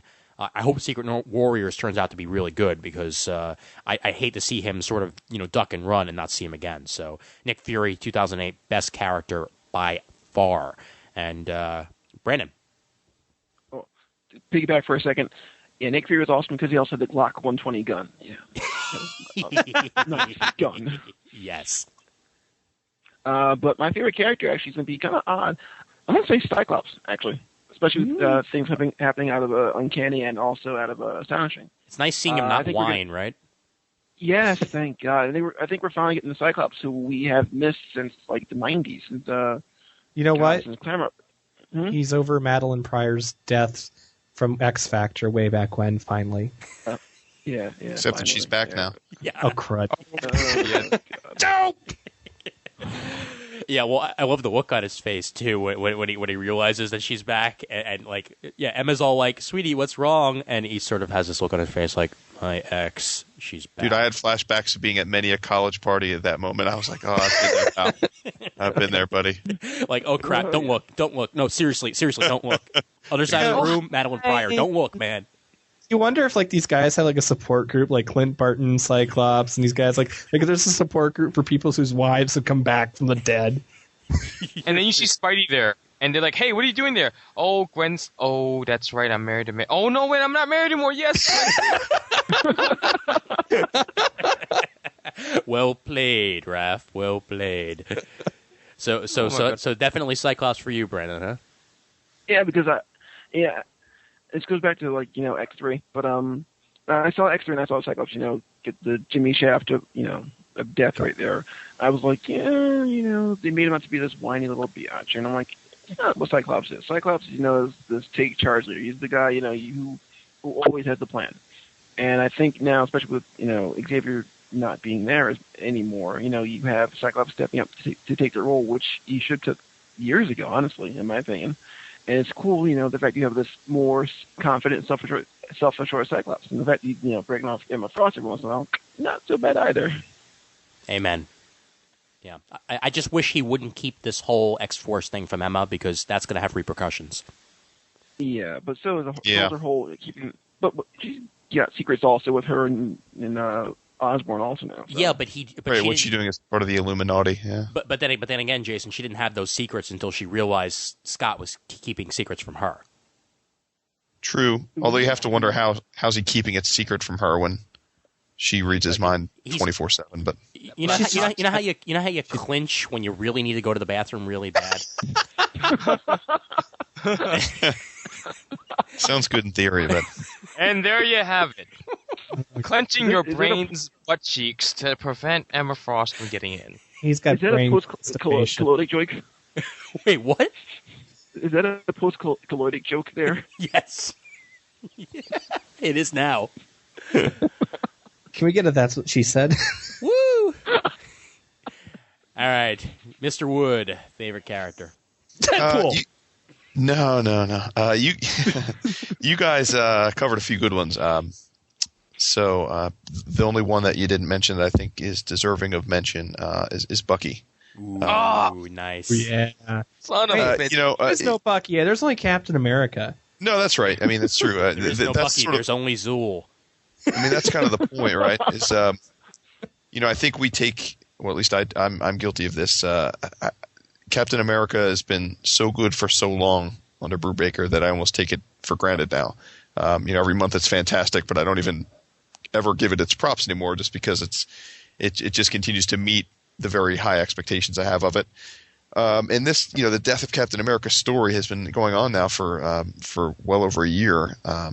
And I thought what was great about this year is a lot of us, I think, when Cap died, thought it was inevitable that Bucky would take over the mantle, but yet Bruce still managed to portray it in such a way that it felt significant when it actually happened. And we exited the year with finally to a point where it's no longer about Bucky filling Steve Rogers' shoes. He's now his own, he now is Captain America, his own man, and we're going to start seeing stories about just him being Cap and being in the Avengers and all that sort of thing. So just thought he was probably the most real character in the mainstream Marvel universe this year, and I that one book to me makes Brew one of the all-time Marvel great writers. I think that book is just unbelievable. So. Definitely, and I'm looking forward to seeing Bendis work with Bucky Cap in the upcoming New Avengers, because it looks like he's going to be around a lot more often in that title. So that should be a lot of fun. There's going to be some great talking head scenes now in New Avengers. Yeah, can you imagine like Clint and Bucky just sitting down and talking about like girls for like an entire issue? It'll be like that one scene in Disassembled. You know what's going to happen? You hit it? I hit it. Did you hit it? Yeah, I hit it. No. Did you hit that? I hit that twice. I'm hitting that right now. I'm Really? calling it now. New Cap and Echo. I'm calling it now. Really? Oh, Black Widow's going to be pissed. And Natalia's going to be is pissed. Echo, is Echo like Dick Grayson now, hitting everybody, Yeah. smacking that ass? Oh, dude. She's a 5-foot freak. Raph, please save us from the insanity and tell us what your favorite Marvel character of 2008 was. Well, I was going to say Cap, but because I have my standard, Nova, Darkhawk, Thor. Those are my absolute favorite Marvel characters. But, I'm going to go with another Brubaker written character, and he's had an absolutely crappy year, too. Daredevil. Sure has. Oh, yeah, my yeah. God. Oh, No. God. Crappy is not the word, Raph, okay? You thought it was bad when, like, his entire life went to shit before? No. Like, God just, ripped open his mouth and took a shit in it, and just, made him gargle it. That's what happened there. That stuff with Mia, oh my God, man. Oh, my... And, okay, let's recap. Quick. At the beginning of the year, things were pretty good. He's married. He's out of jail. Everything's fine. And then that Mr. Fear guy comes along and then totally shatters his wife's mind.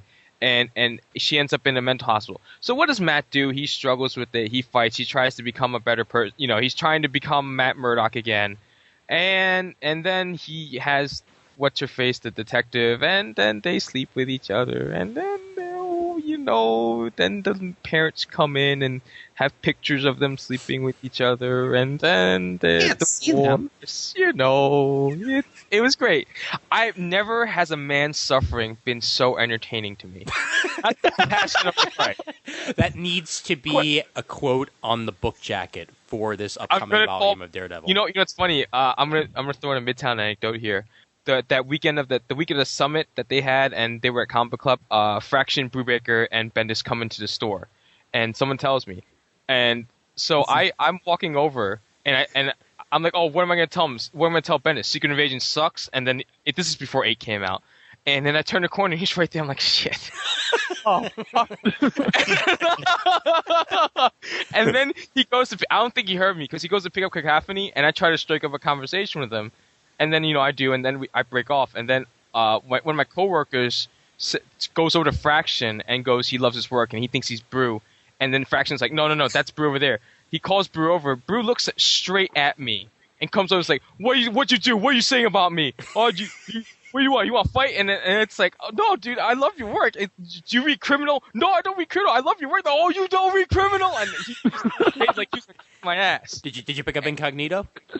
Yes, I did. That is good. I know. I haven't read it yet, but yeah, no. That's great. Wait a second. I know better after you read it. But right now it's great. I know, but I haven't read it yet. Wow. No, I flipped That's it the quote jacket. I haven't sat down to read it completely, but God, Brubaker is gonna fucking kill me someday. I'm telling you, man. Quote for the book jacket for Incognito. Quote for the book jacket for Incognito. Oh man, this shit is good. I haven't read it yet.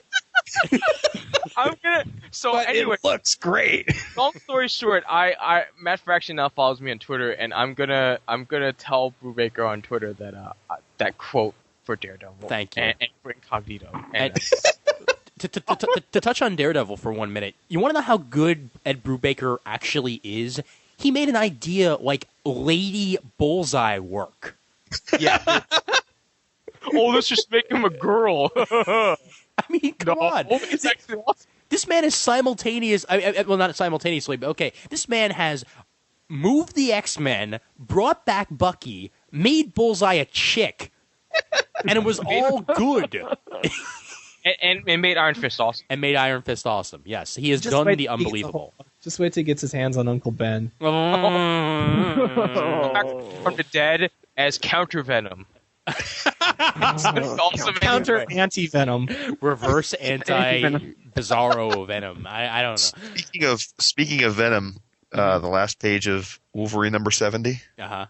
Oh my God, that was dude. Holy crap! I mean, I am definitely part of that generation that is not a big Venom fan. I mean, I think he's really, really overdone. But I have to say, V-Rex is pretty fucking hilarious. Oh my God, yes, it is. Well, you know, I haven't seen it yet. This kind of makes me want to skip questions. We'll go back to the other one in a minute.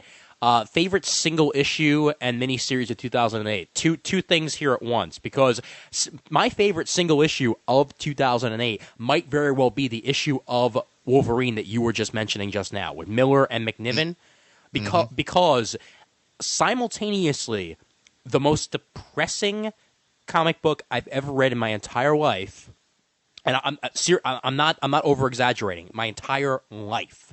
Well, you got to read some more indie stuff, my friend. I know I do. Blankets have you. Well, okay, all right.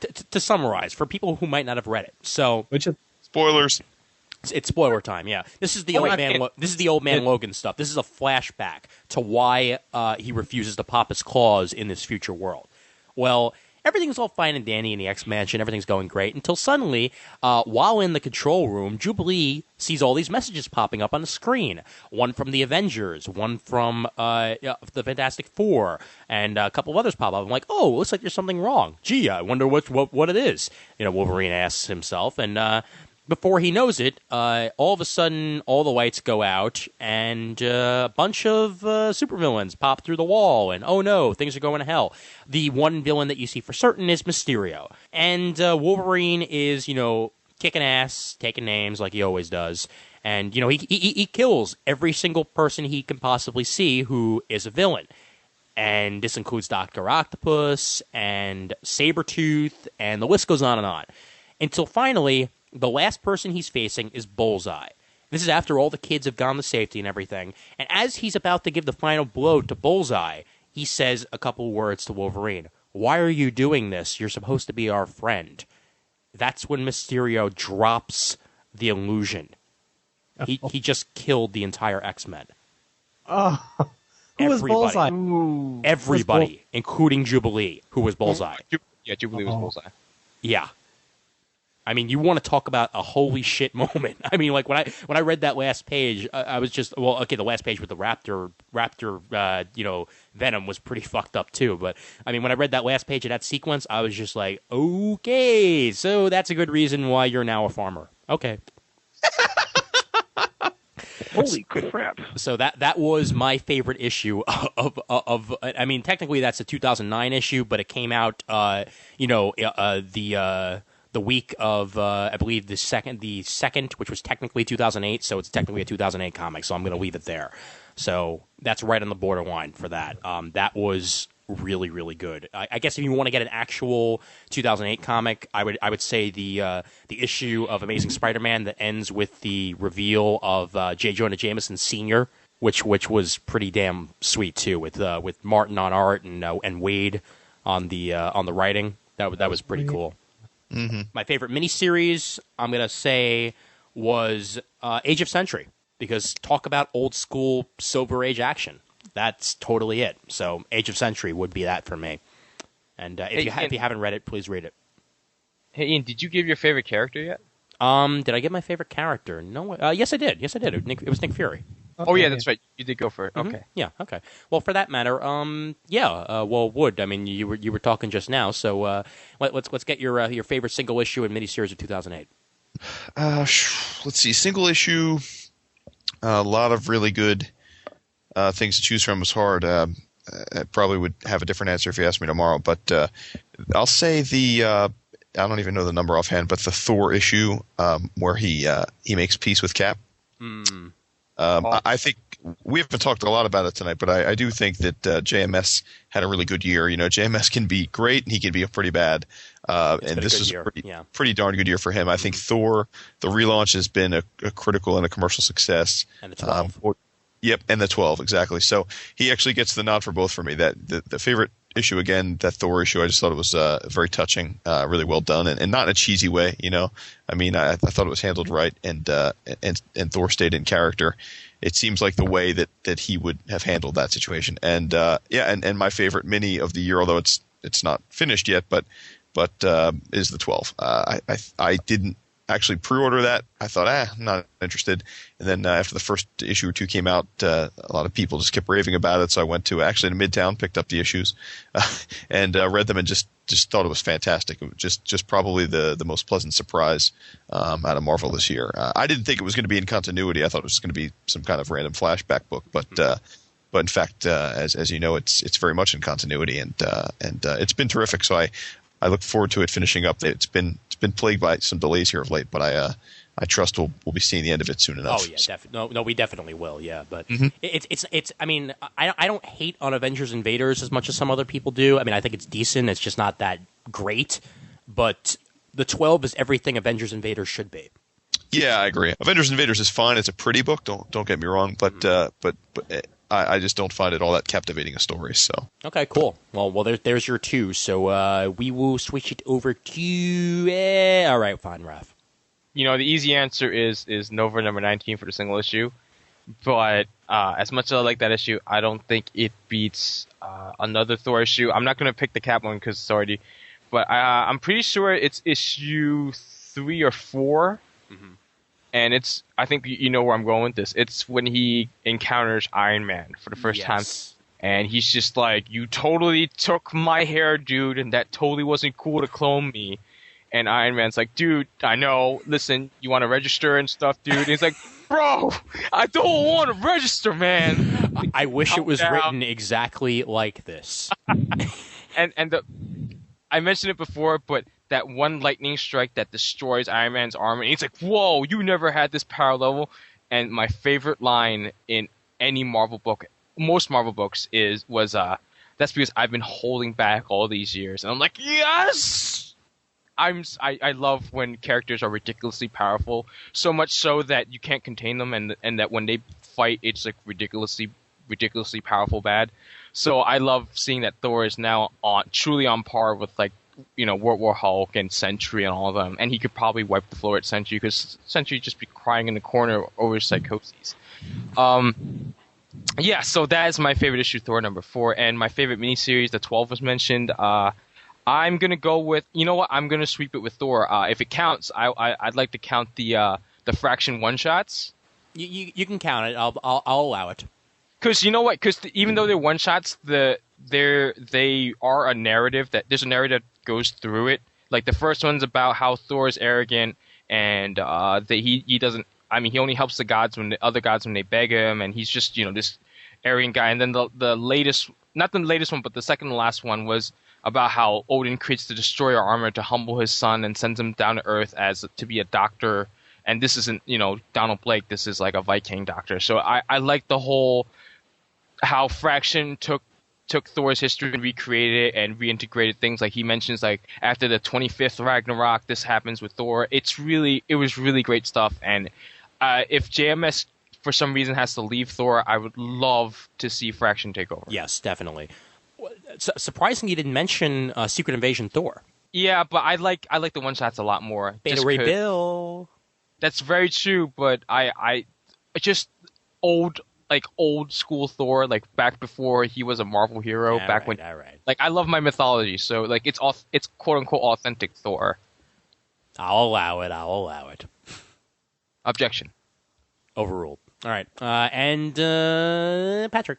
Is it okay if I do one that finished in 2008 for a miniseries? That's fine. Yeah. All right. I'm going to say Omega the Unknown. Okay. Ooh. Wow. And you know, it's great you mentioned that because some people have really hated on that book. And those people are idiots.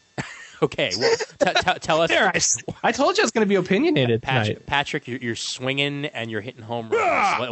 Let us know why you enjoyed it so much. Oh, it's gorgeous. It is possibly just the most quirky Marvel comic book ever, and it's got the most interesting characters. It's got the most beautiful art style that fits the story it's telling. This comic, if this exact same story had been told with like Steve McNiven or Jack Kirby even, or anybody else, it just wouldn't work. Farrell Dalrymple had to be the artist. He had to finish it. We got 10 issues, and it's just and it's completely done. It's like there's not going to be a sequel. We're not going to see Omega go out and meet Spider-Man. There wasn't, sometimes you have a mini-series with one of these characters, and the third issue of the Avengers come in, and oh, hey, this is Omega. Oh, we'll have to keep our eye on him, and they didn't have any of that. It's just own little universe and everything, and it was beautiful. I have all 12 issues of this sitting in a box waiting to be read, so now I'm definitely going to have to give it a read. 10 issues. Enjoy it. 10 issues then. Well, whatever amount it was, I need to read it. You have to. Yeah. It's gorgeous. It's absolutely gorgeous, and it's well written. And your favorite single issue? Ooh, favorite single issue. I'm gonna go to my Spider-Man comics again, but I'm going Spider-Man. Well, I'm gonna have to make a sound effect. Honestly, yes. If you're gonna be my co-host on the Geek Speak report, every single time you mention Spider-Man, I'm just gonna have to play like a Spider-Man bell or something. Yes, whip splash is what it is. but which that sounds a lot worse than it actually is. But it's actually an issue that wasn't about Spider-Man. It's the one about Flash. Okay. There's one about Flash in Iraq, and I don't know if anyone here has read it. I have read it, and that was a very, very, very. The last issue the last page was perfect. Yeah. And does anybody here not know what happened and want to know what happened? Because it is totally, totally worth it. This is so much better than Flash being like brain dead or whatever. In fact, this is Puny Parker. Yeah, well, he pays a little bit for the Puny Parker thing because he's why don't you say it, Patrick? Well, first of all, he's getting letters from Peter and like an iPod for Christmas and stuff. I don't know how Peter afforded that. But more importantly, is Flash is in an army hospital, and he's retelling. They want to give him what award was it they wanted to give him? The Medal of Honor, I believe. Medal of Honor, and he's telling his end of the events of how he saw the events, and he doesn't think he deserves it. But basically, he saved his entire 12-man group or whatever. He went back and he lost his legs. The last page of it reveals he lost both of his legs in Iraq, and this isn't just some trite war story you would think, oh, they're just being topical or something, but you look and this is actually these guys did research and stuff. They actually based this on somebody that somebody knew. I met him. Yeah. So that's awesome. This is, and it's got that bit of realism to it that you realize that this isn't just some writer guessing what it's like to have gone through this or whatever. This is, and so I think it's really well done, and I would not be surprised if it got nominated for an Eisner. I would be there with you. Yeah, that was a good issue. Yeah, it was ridiculously touching. So yeah, and in all the right ways. So yeah, I would totally be there for you. And that was the Flash Thompson I used to know and love back before JMS came on board, actually. Or back for the Marvel Universe. Yeah, or back before Paul Jenkins put him in a coma or reversible brain trauma. Well, this was, and then Peter David made him a jerk again. Didn't remember he was friends with Peter and stuff. Well, he was getting there in Peter David's run. I wouldn't. And then they unmasked him and everything. Yeah. But this is the guy I knew back when J.M. DeMatteis was writing Spectacular Spider-Man right after Clone Saga, which was probably the best of the Spider books right after Clone Saga. Yeah. Well, come on, DeMatteis writing anything is Spider-Man related is going to be great. This is when he brought back the Craven, who suddenly became Al Cravenoff in the Get Craven stuff later on. Yeah. He brought back that Craven and finished the Craven story he started way back in the 80s. Anyway, best issue. Yeah. Well, that was a nice rat hole. All right. Thank you. that was my Spidey well. So, Brandon, miniseries and single issue. Miniseries is going to be a little bit hard for me, I believe, but I can tell you my single issue. It's going to be Invincible Iron Man #1. Good. And for the sheer fact that a lot of times we see Tony Stark as this person who's just doing things out of hubris because he believes that he has to, and that this is going to be part of my rant when I talk about the fall of Tony Stark. But he's got that hubris about him, where he thinks that he's the only one who can protect us. But in that issue, we get the 5 things that he's afraid of, and especially within that first, I think it was 3 or 4 pages when they blow up that whole entire town in Africa. It's a real fear for Tony. Then also what got me was the image that was burnt into the cell phone that they received. That was just a chilling image because there are people out there who are absolutely like that. There are terrorist groups out there. There are things going on in other parts of the world where you see why we need people like this, and you see why people have to. Well, you see why at least Tony has to do things like this because if I were an inventor or if I had technology like that, I would be afraid of my stuff being used for purposes of evil or being not just so much to adult my conscience, but because I'm just afraid that somehow this technology may be turned back on me one day. It's a really chilling fear. Also, that's what I think was such a good solid issue for me because that image alone of the cell phone again just burnt right in my brain. I'm like, oh, this could actually happen one day. Yeah, that was, and it was drawn so well too. Yeah, I mean that's when the photorealistic nature of Waroka I think is the strongest. But as for miniseries though, I'm kind of torn. I mean, go with your gut. Go with your gut. I'm going to say, even though it was kind of a bust at some point, Secret Invasion X-Men, I think, was actually okay in my book. That's up there, yeah. I mean, come on, the freaking legacy virus.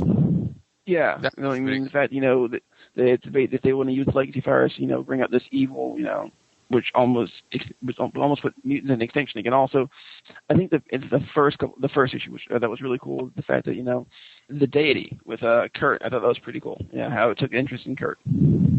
Yeah, because he's the holiest guy in the X-Men. Exactly. Yeah. He loves him. He loves you. He loved him a long time. That's what she said. Oh wow! There's going to be a "That's What She Said" count on this one, as opposed to a "My Parents Are Dead" count. I didn't say it. I know. Wait, don't hang up. But it wasn't me. That's fine. That's fine. Episode. It was me. I promise it was me. But one of the things that did piss me off a little bit about that miniseries, though, Brandon. What was the deal with seeing Angel and Darkangel and Archangel like 3 pages away, and it looked like Archangel had just gotten to the fight? Did the X-Men not notice that there were 2 of them? Maybe one of them was a Skrull. Just saying. All right. It was a bait and switch. Bait and switch with Archangel. Bait and switch. That's got to be it. That's got to be it. Yeah. All right. So let's talk about the rise and fall of Tony Stark. And then from there we'll go on to the last 2 questions, I guess, because we're going to skip the talk about the tie-ins of Secret Invasion because we basically covered that already. But the rise and fall of Tony Stark at the end of Secret Invasion, leading into Dark Reign, that sort of thing. This was the year for Tony Stark. I mean, his movie came out, Iron Man did wonderful, and it seems as if Marvel, sort of capitalized on that by making him the center point of the Marvel Universe. Whether this was intentional, whether or not they knew about it ahead of time, that's to be debated. But now we're seeing at the end of this year, for every high point there's a low, and now Tony Stark is there because no longer is he trusted by anybody really in the Marvel Universe. He's all on his own.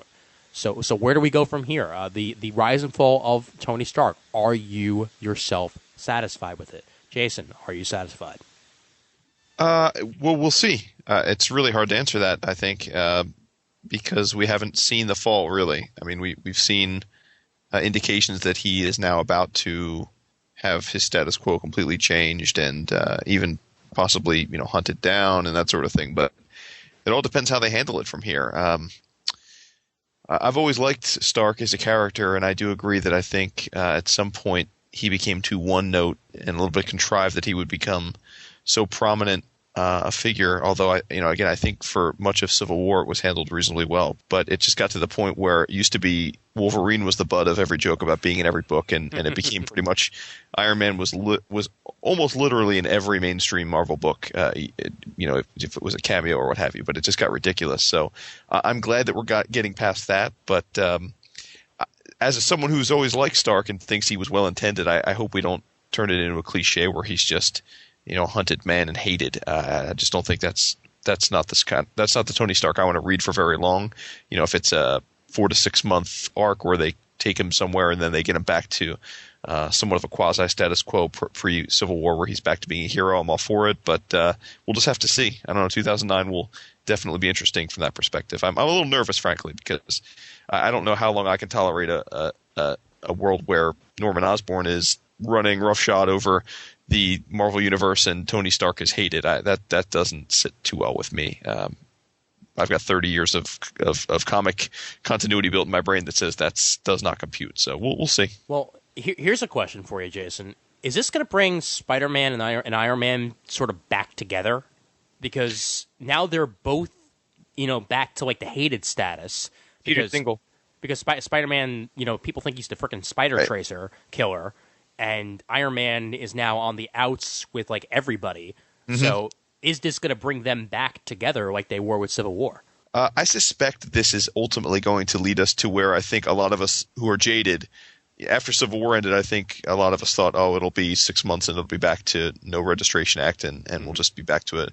I think to Marvel's credit, they didn't do that. That would have been the easy way. They didn't do that. But I do think that once the Dark Reign concept plays out in whatever way it's going to, whether that takes 6 months, a year, 2 years, I don't know. I think we'll get back to the point where we have no registration act. The heroes are the heroes, the villains are the villains, and I think this is how we get there, which is that Norman and the villains are now in charge of things, and I think the world starts to realize just how bad the Registration Act was, because it's going to let a guy like Osborn have control of things and know everything about these guys and who their families are and what their powers are and what their identities are.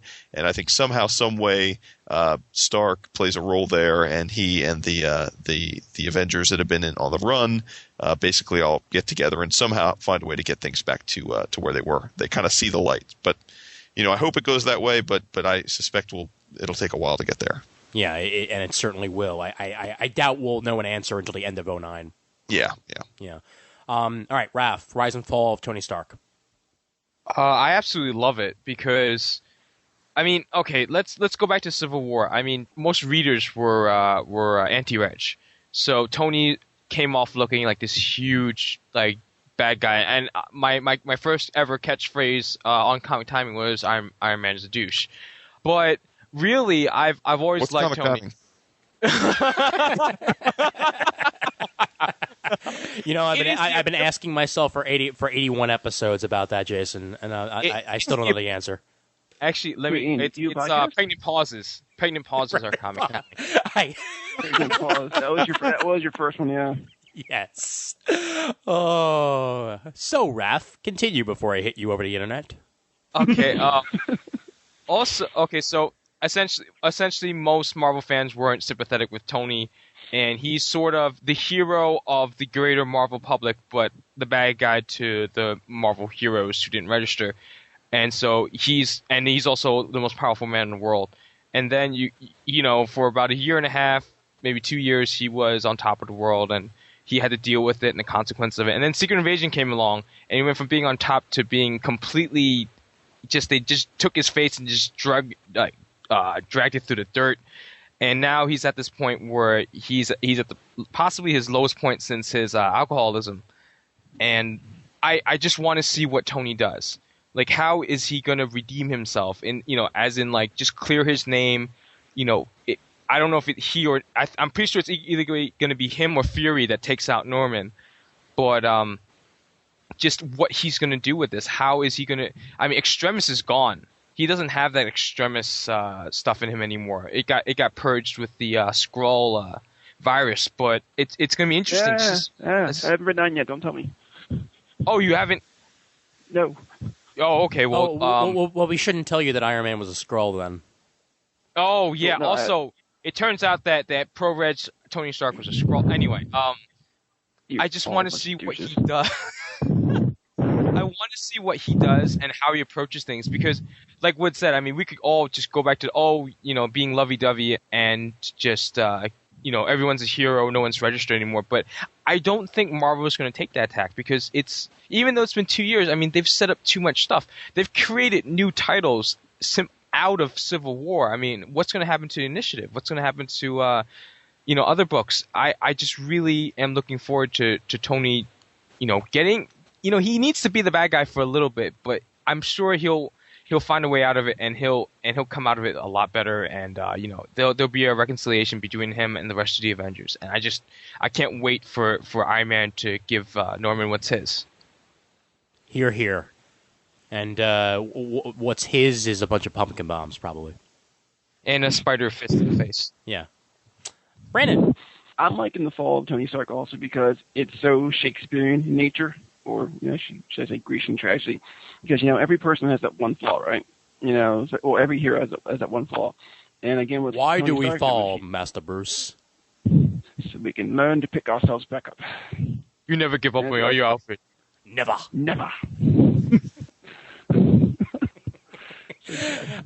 Classics never get old. All right, Brandon. No. But again, it's pretty much true. Also, you have to fall to build yourself back up, and that's what Tony Stark has to do. Hopefully, at the very end of this, we'll see maybe a better, stronger, not so much in terms of power or technology, but in terms of mental physicality, because he's had this whole outlook on life where he had to be the best. Maybe to learn sometimes being the best isn't always a good thing. Sometimes you may have to take a second fiddle to someone. And hopefully with Tony, he's smart enough to realize, since he is a futurist, he's smart enough to realize that sometimes Iron Man won't always be needed. And Iron Man can't always be there. He's not Superman, Or should he be? Because there can only be one. I hate you all. Well, here we are. well, like when Brandon was saying like he needs to be like better or stronger, I was thinking like he has to listen to Daft Punk. Oh, jeez. Oh, yeah, that was bad even for me. Patrick, Rise and Fall of Tony Stark. Meh. Thank you very much, Patrick. No, look, we've seen this before. The whole illusion of change things. Once again, we saw this with Armor Wars. We saw this with Galactic Storm. We saw this with Force Works. We've seen Tony Stark goes up, Tony Stark goes down. I mean, so no, listen. I am not drunk. Okay. I can fly that Iron Man suit. You just let me. Anybody got more scotch? Anybody? No. That's the one thing they won't do with him again. I hope not. That's the one thing they can never do again is have him fall off the wagon. Because I think the only person that could pull it off would be Drew Baker. Because he's the only one who can write anything. But they did though. They had him fall off the wagon again though. And was it a good story? It was in Decimation. No, that didn't count. Yes, that was magic alcohol. Oh, right. My name's Tony Stark, and I'm an alcoholic. Yeah, right. It was magic alcohol. Scarlet Witch said, "Give me more alcohol," and it made him like be drunk. We know that. No, you mean no more booze?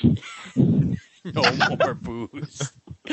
Can you imagine how sad all of the Marvel Universe would be if those words were uttered? Oh my God! What would Wolverine do with his life? I'm sorry, this is a dry universe. We would have That's it, I'm going Ultimate. You want booze? Go see the Ultimates. But they got zombies.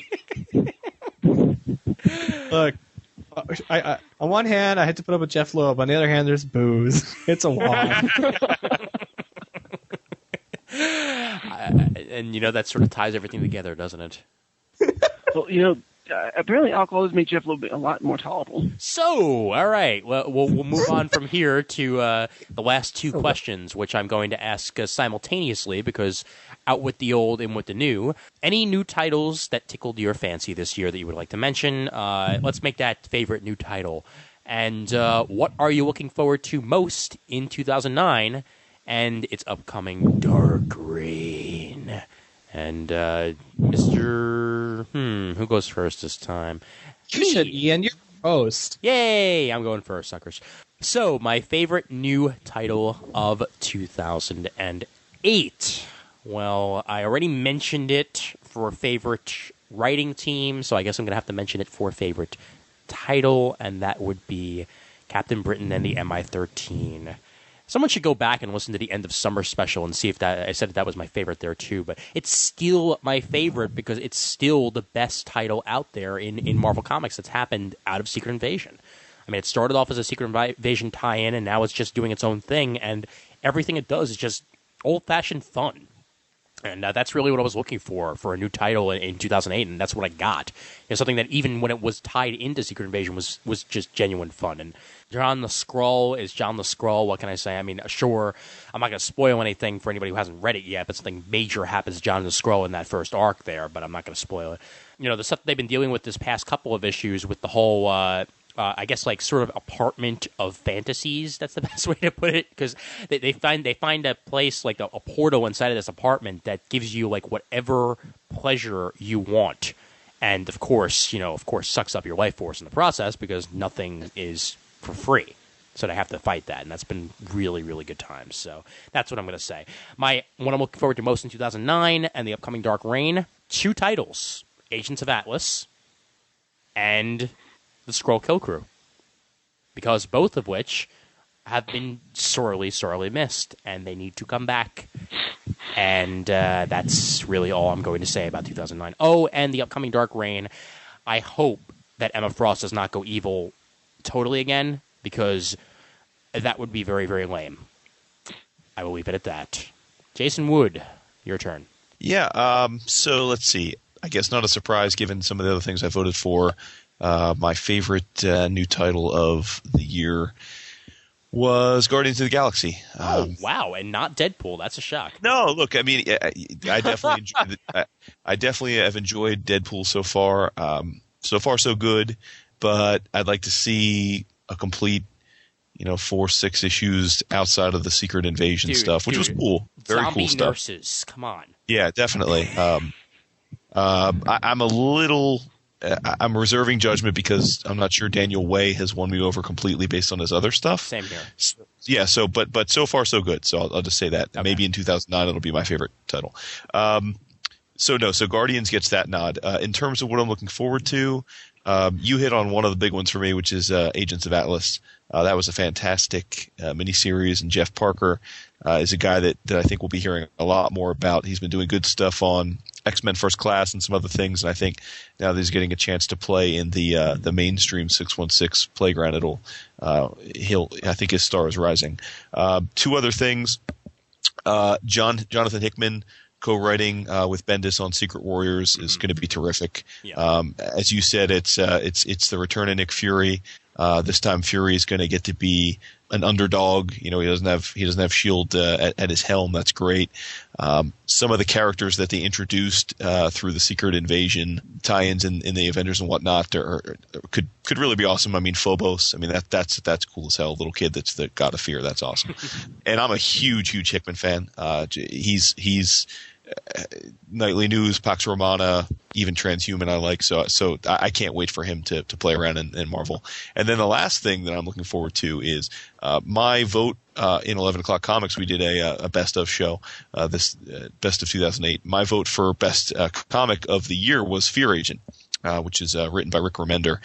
It's his creator-owned thing, and it's alternating arcs are penciled by Tony Moore and Jerome Opeña, and so I'm looking forward to Remender is taking over the Punisher book, and Jerome Opeña is the new ongoing penciler. Sweet. So I think that's going to be a real treat as well. Is that gonna stop their Fear Agent stuff though? It's gonna slow it down. but again, like many of these creator-owned things, while the quality is off the charts, frankly, they don't put much food on the table. Right. So as good as Fear Agent is, the truth of the matter is, I would imagine if Punisher's probably going to outsell it 10 times a month. So yeah, my understanding is Remender's going to do maybe 6 issues of Fear Agent in 2009 with Tony Moore, and Opeña just going to focus on the Marvel stuff. But that's fine. Either way, so okay, cool, excellent. Raph. All my favorite. Okay, I'm just gonna be pretty much being repetitive. My favorite new title is Guardians of the Galaxy. Just all the characters and their quirks are so awesome, and Russian security chief guard dog. You can't really beat that. There are very few characters that beat that. And on that note, for 2009, I hope Dark Reign is more of the theme of the Marvel Universe rather than like a specific big event, because I'll feel better about it, and I'll feel better about Secret Invasion probably if I think of it that way. I'm really looking forward to Secret Warriors, because Fury on the run, and with his ragtag crew, and first time I've seen Angelina. I mean Daisy from in a long time, and it'll be great. I at least I hope so. I do trust Hickman. I've seen a lot of his work. Also, the Remender Opeña Punisher. I've got issue 1. I haven't read it yet. It's right behind me right now. But I'm looking forward to that. And the other book I'm really looking forward to is I'm assuming they're going to do it because the editor of Guardians of the Galaxy told me to do it. Is Darkhawk. War of Kings is going to be. I'm looking forward to that. Darkhawk is going to have a 2-issue mini. And I'm hoping he at least gets another mini after that, if not an ongoing series for the most awesome armored person in the Marvel Universe that's not a billionaire or a cyborg. And how sad is it that and it's our Comic Timing review corner picking them up. Yes, thank you, God. He's going to listen to that episode, I think, 750 times. All right. Well, it looks like Jason's got to deal with a son that just woke up. So let me outro him here. Jason, good having you on, buddy, and we can find you over at bullpenbulletinspodcast.com. You got it, my friend. Thanks for having me on, and you guys have a good night. I got to tuck my son in here. He just woke up and is staring at me blankly. So, guys. Well, take care, Jason. Good having you back, man. All right. Bye. Don't be a stranger. All right, there we go. As Jason Wood, and he didn't pee on the show. No, he did not pee on the show. That's very that good. we know of. That we know of. Yes. Thank you for reminding me, Patrick. All right. Okay. That's why I'm here. Hey, all right. Brandon Christopher, the floor is yours. Oh, my first answer really won't count. Well, make it count, sucker. All right. I'm going to say, not so much new series, but Tickle My Fancy. I'm going to say new branding of a series, and it's going to be Spider-Man. I'm going to go with Patrick's well for a couple minutes here. And get out of my well. That's what she said. Oh, God. Nice! Wish I could just slap you through the internet, really, sometimes. Another reason why Raph just has to make his way to Florida? We're just going to keep saying it, Raph. The whole new branding Spider-Man has been such a phenomenal success in my mind because it takes me back to my childhood. Even though I was reading Spider-Man as a married person, even in the 90s, didn't feel like it sometimes because he was always off by himself, and they always had MJ doing something in the corner, something like knitting or baking or being in the kitchen where she belongs. I'm pregnant barefoot for a while too. Get in the kitchen and make me some pie. Wheat cakes, nothing but wheat cakes. Wheat cakes, that's right, yeah. But it's good to see Peter Parker back, being Peter Parker, and now after the whole slightly depressing JMS stuff, where he's, man on the run, my life sucks even more than usual.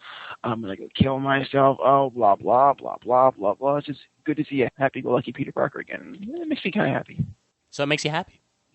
Yeah, it makes me happy. Good. I'm glad it makes you happy. It's like it's magic, I think it makes me happy. It's magic. You don't have to explain it. Exactly. And as for Dark Reign, I want to see Dark Avengers because it looks pretty interesting. Avengers with a twist of lime into it. With a twist of lime.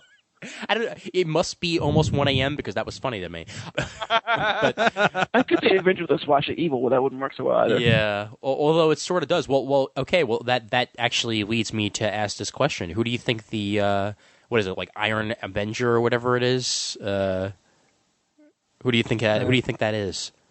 Ronan. Really? No, not at all. I have no freaking clue. Well, It's a robot. Rich Johnson brought up an interesting point. What if it's Luke Cage?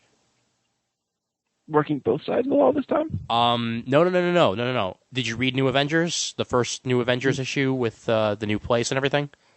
Not as of yet, no. Okay. Do you mind if I spoil? Please. Go ahead. Okay. At the end of that issue, the baby's still missing, obviously. So, when the new team forms, Luke is trying every single avenue he can possibly find until eventually he goes to Norman Osborn's door. And he's in the office, and Norman said, sign the papers, and the baby's yours. We'll do whatever we can to find him. And Luke is like, just do whatever you need. So it looks like Luke might be switching sides here. Hey, wait a minute. Have you guys read War Machine? I haven't read it yet, no. Okay, so I'm spoiling War Machine now. At the end of the issue, okay, basically, War Machine is a cyborg now, and it's the system he's currently set up in is unstable, and he needs to get out of it. But at the end of the issue, there's a Norman attacks this installation, and he tries to get this thing, and he succeeds. And at the very last panel, we see him standing in front of this tube with a body in it. It says James Rhodes, like 2.0. What if he takes that and like takes because the Iron Avenger looks like Tony Stark's armor. Why can't he implant someone and take Tony's armor from him? Not Tony's armor. Floor Machine? Yeah, it could be. War Machine. It's like what is it? What is this? What is this? Force Works all over again, or West Avengers? Yes, actually, Yeah, it is. Yeah. I mean, come on. Did we have Rhodey take over Iron Man before? I think he's better. Well, not as his own Rhodey. This wouldn't character. be Rhodey. I mean, this would be a clone. This is a cloned body apparently, but like someone else's brain maybe. Well, no. Okay, Raph, you just totally went off the rails. And I'm just going to have to rein you in here because the reason that Patrick is laughing so much, it's because that is the stupidest idea I've ever fucking heard. I know. And it's going to be true. It's going to be funny? true. Probably will. Only at 12, only at 1 o'clock in the morning could we think this up. Because why would it be Rhodey's body in somebody else's brain? Because Well, because Rhodey. what the fuck do you want? To be like a clone of Tony Stark's brain inside of Rhodey's body? I knew they were gay. I knew they were gay. Wait. It could be worse. It could be. Oh, I was about to say that too. Teen Iron Man. Oh, God. I'm dirty. Must be clean. Or it could be Norman himself, and he's just like sticking it to Iron Man. We don't know. All right. Patrick. Well, actually, that would make sense though. Actually, Patrick, please give me your new title and what you're looking forward to the most in 2009. I did not buy a single new #1 or new title in 2008. Seriously? Wow. Yep. Wow. No new Marvels. I did not. I'm racking my brain, and I don't think I bought. Other than Secret Invasion, that was I think the only #1 I bought. Default. Haha. No wait. I did buy Scar. That came out, right? Yeah. Yes, it did. Mm-hmm. I didn't buy #2, but I bought #1. Well, did you like it? Obviously not. So I guess that can't be your answer. So it has to be by default, I guess. It's the only #1 I bought. But no, I mean, I don't know. I kind of hit my mainstays. I read the X-Men, I read X Factor, I read Spidey, I read Ultimate Spider-Man. Gosh. Well, hey, wait. I might have found your loophole. Did you pick up the Waylon Miller X Factor one-shot? Yes, I did. Okay. Oh, yeah, there we go. Victory is mine. So, yeah, there you have it. Layla Miller. That was my #1. Well, and Brandon, please make your addition before Patrick says the rest of his stuff. If one shot's worked in, I want to say Avengers: The Initiative. What's the annual this year? Yeah. The one with Komodo and what's his face? Very memorable. Yeah. Yeah. Huh? Very memorable. What's his face? Yeah, Was it Hardball? It was a great issue. What's this guy? Hardball, right? Hardball, yeah, and finding out he was actually working for Hydra. That was pretty freaking cool. That was pretty awesome, yeah. But, okay, Patrick, continue. And what are you looking forward to the most in 2009? I don't really know like a whole lot of like what's going on happen. I try to stay away from like solicits and stuff like that. I really do. I try to not know what's happening until like the day it happens. So I couldn't tell you like, oh, such and such a thing's coming. What do you wish will happen in 2009 then? I wish I could get a pony. In the Marvel universe. Oh, in the Marvel universe, I wish Stephen Colbert would be president. No, wait. No. No. You know, I want to see the Menace thing get cleared, finished in Spidey. So they can go on to something new. I think that's what I want to see. I want to see Menace, and I want to see Spider-Man throw down with Norman Osborn. I know everyone's like, "Oh, Tony's going to have to come back and kick." No, it's Spider-Man. Spider-Man deserves to show the entire country who this guy really is, and that's got to be what happens, man. Otherwise, it's just not fulfilling to all the years of Spider-Man versus Green Goblin and all that. So this has got to be a Spider-Man story. This Dark Reign. I know who actually Norman Osborn really is. You want to know? Sure. Tommy Lee Jones. Yeah. I mean that's the way that Deodato draws him. So it's true. Yeah. Yeah, you can see how we're all just taken with that. All right. I mean, listen to us go on. Well, before we get to the forum comments, we do have that comment from the co-host who's usually on the show, Mr. Casina, and here is his take on Marvel in 2008. It's really fucking long. Sit back and relax and enjoy. Hey there, folks. This is a special exterior-interior comic timing edition of BK's Bullets, as Brent fucked up and wasn't paying attention to his schedule, and thus was not on the Marvel year-end wrap-up episode like he was planning on. The reason for this was a very, very important reason. You see, most of the time, I put comic timing before any of my other fun stuff. If Ian says we're going to record on a night, we're going to record on a night. I'm not going to plan anything else.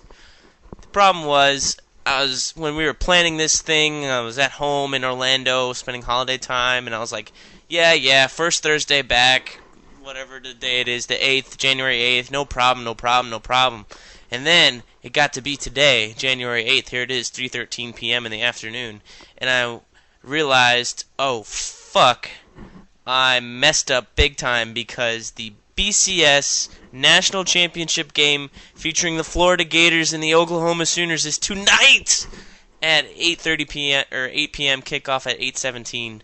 So I'd been making plans for this, and just last night or early this morning I was like, crap, I gotta do something with Ian and figure this out. So rather than mess up Wood's schedule, because we've been trying to get him on the show and Raph and whoever, if Ian gets a substitute on for me, we just decided, Brent, just record your shit and send it off, and he'll put it in at the end.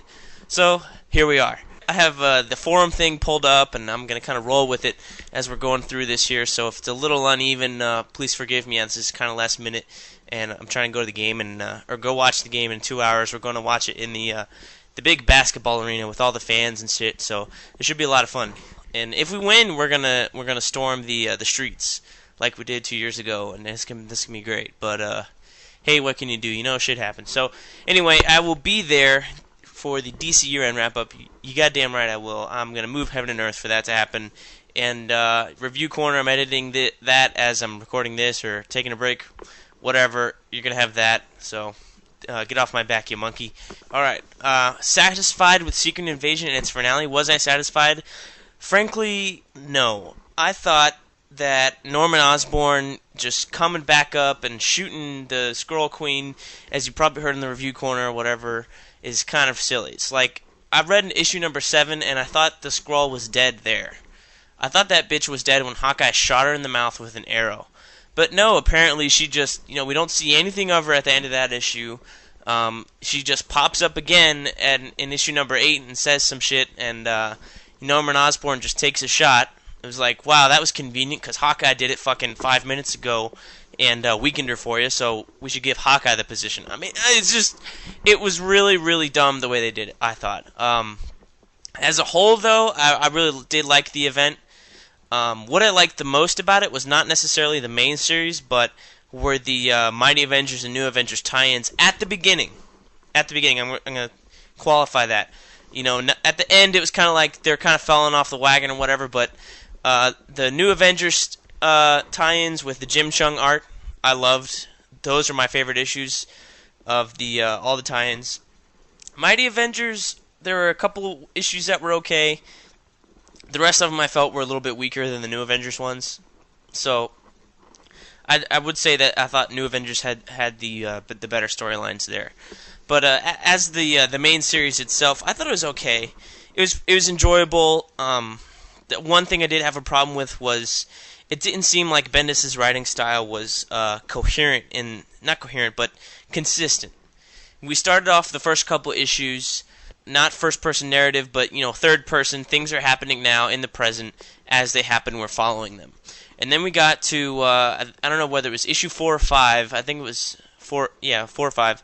The one with the Skrull on the cover that they were using as promotional masks or whatever at conventions, and that one was kind of like some diatribe from God knows whoever, probably one of the Skrulls, I think. But it showed you Agent Brand in space, and it was really like a couple of panels were like some big zoom scene, zooming out from the Earth and into space, and seeing the people on the blown up sword ship, satellite thing, whatever.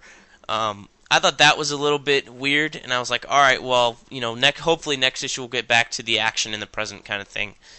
And we did, and then, issue 7 came along, and I was like, all right, I'm ready for this. What's going to happen next? What's the big thing that they're not telling anybody? What is Dark Reign? Whatever.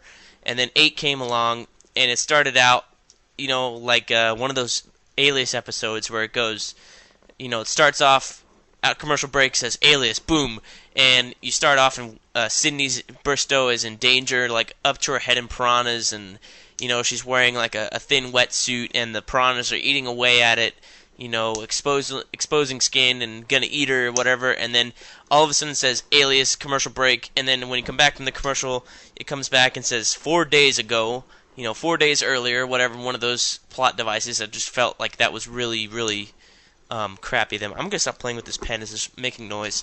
So I just felt that was a weird way to end it. I would have rather just it happened in the now, like most of the series was written, So I think it's going to read a little bit weird in the trade because you didn't have that whole feeling across the whole series, So the writing wasn't quite consistent.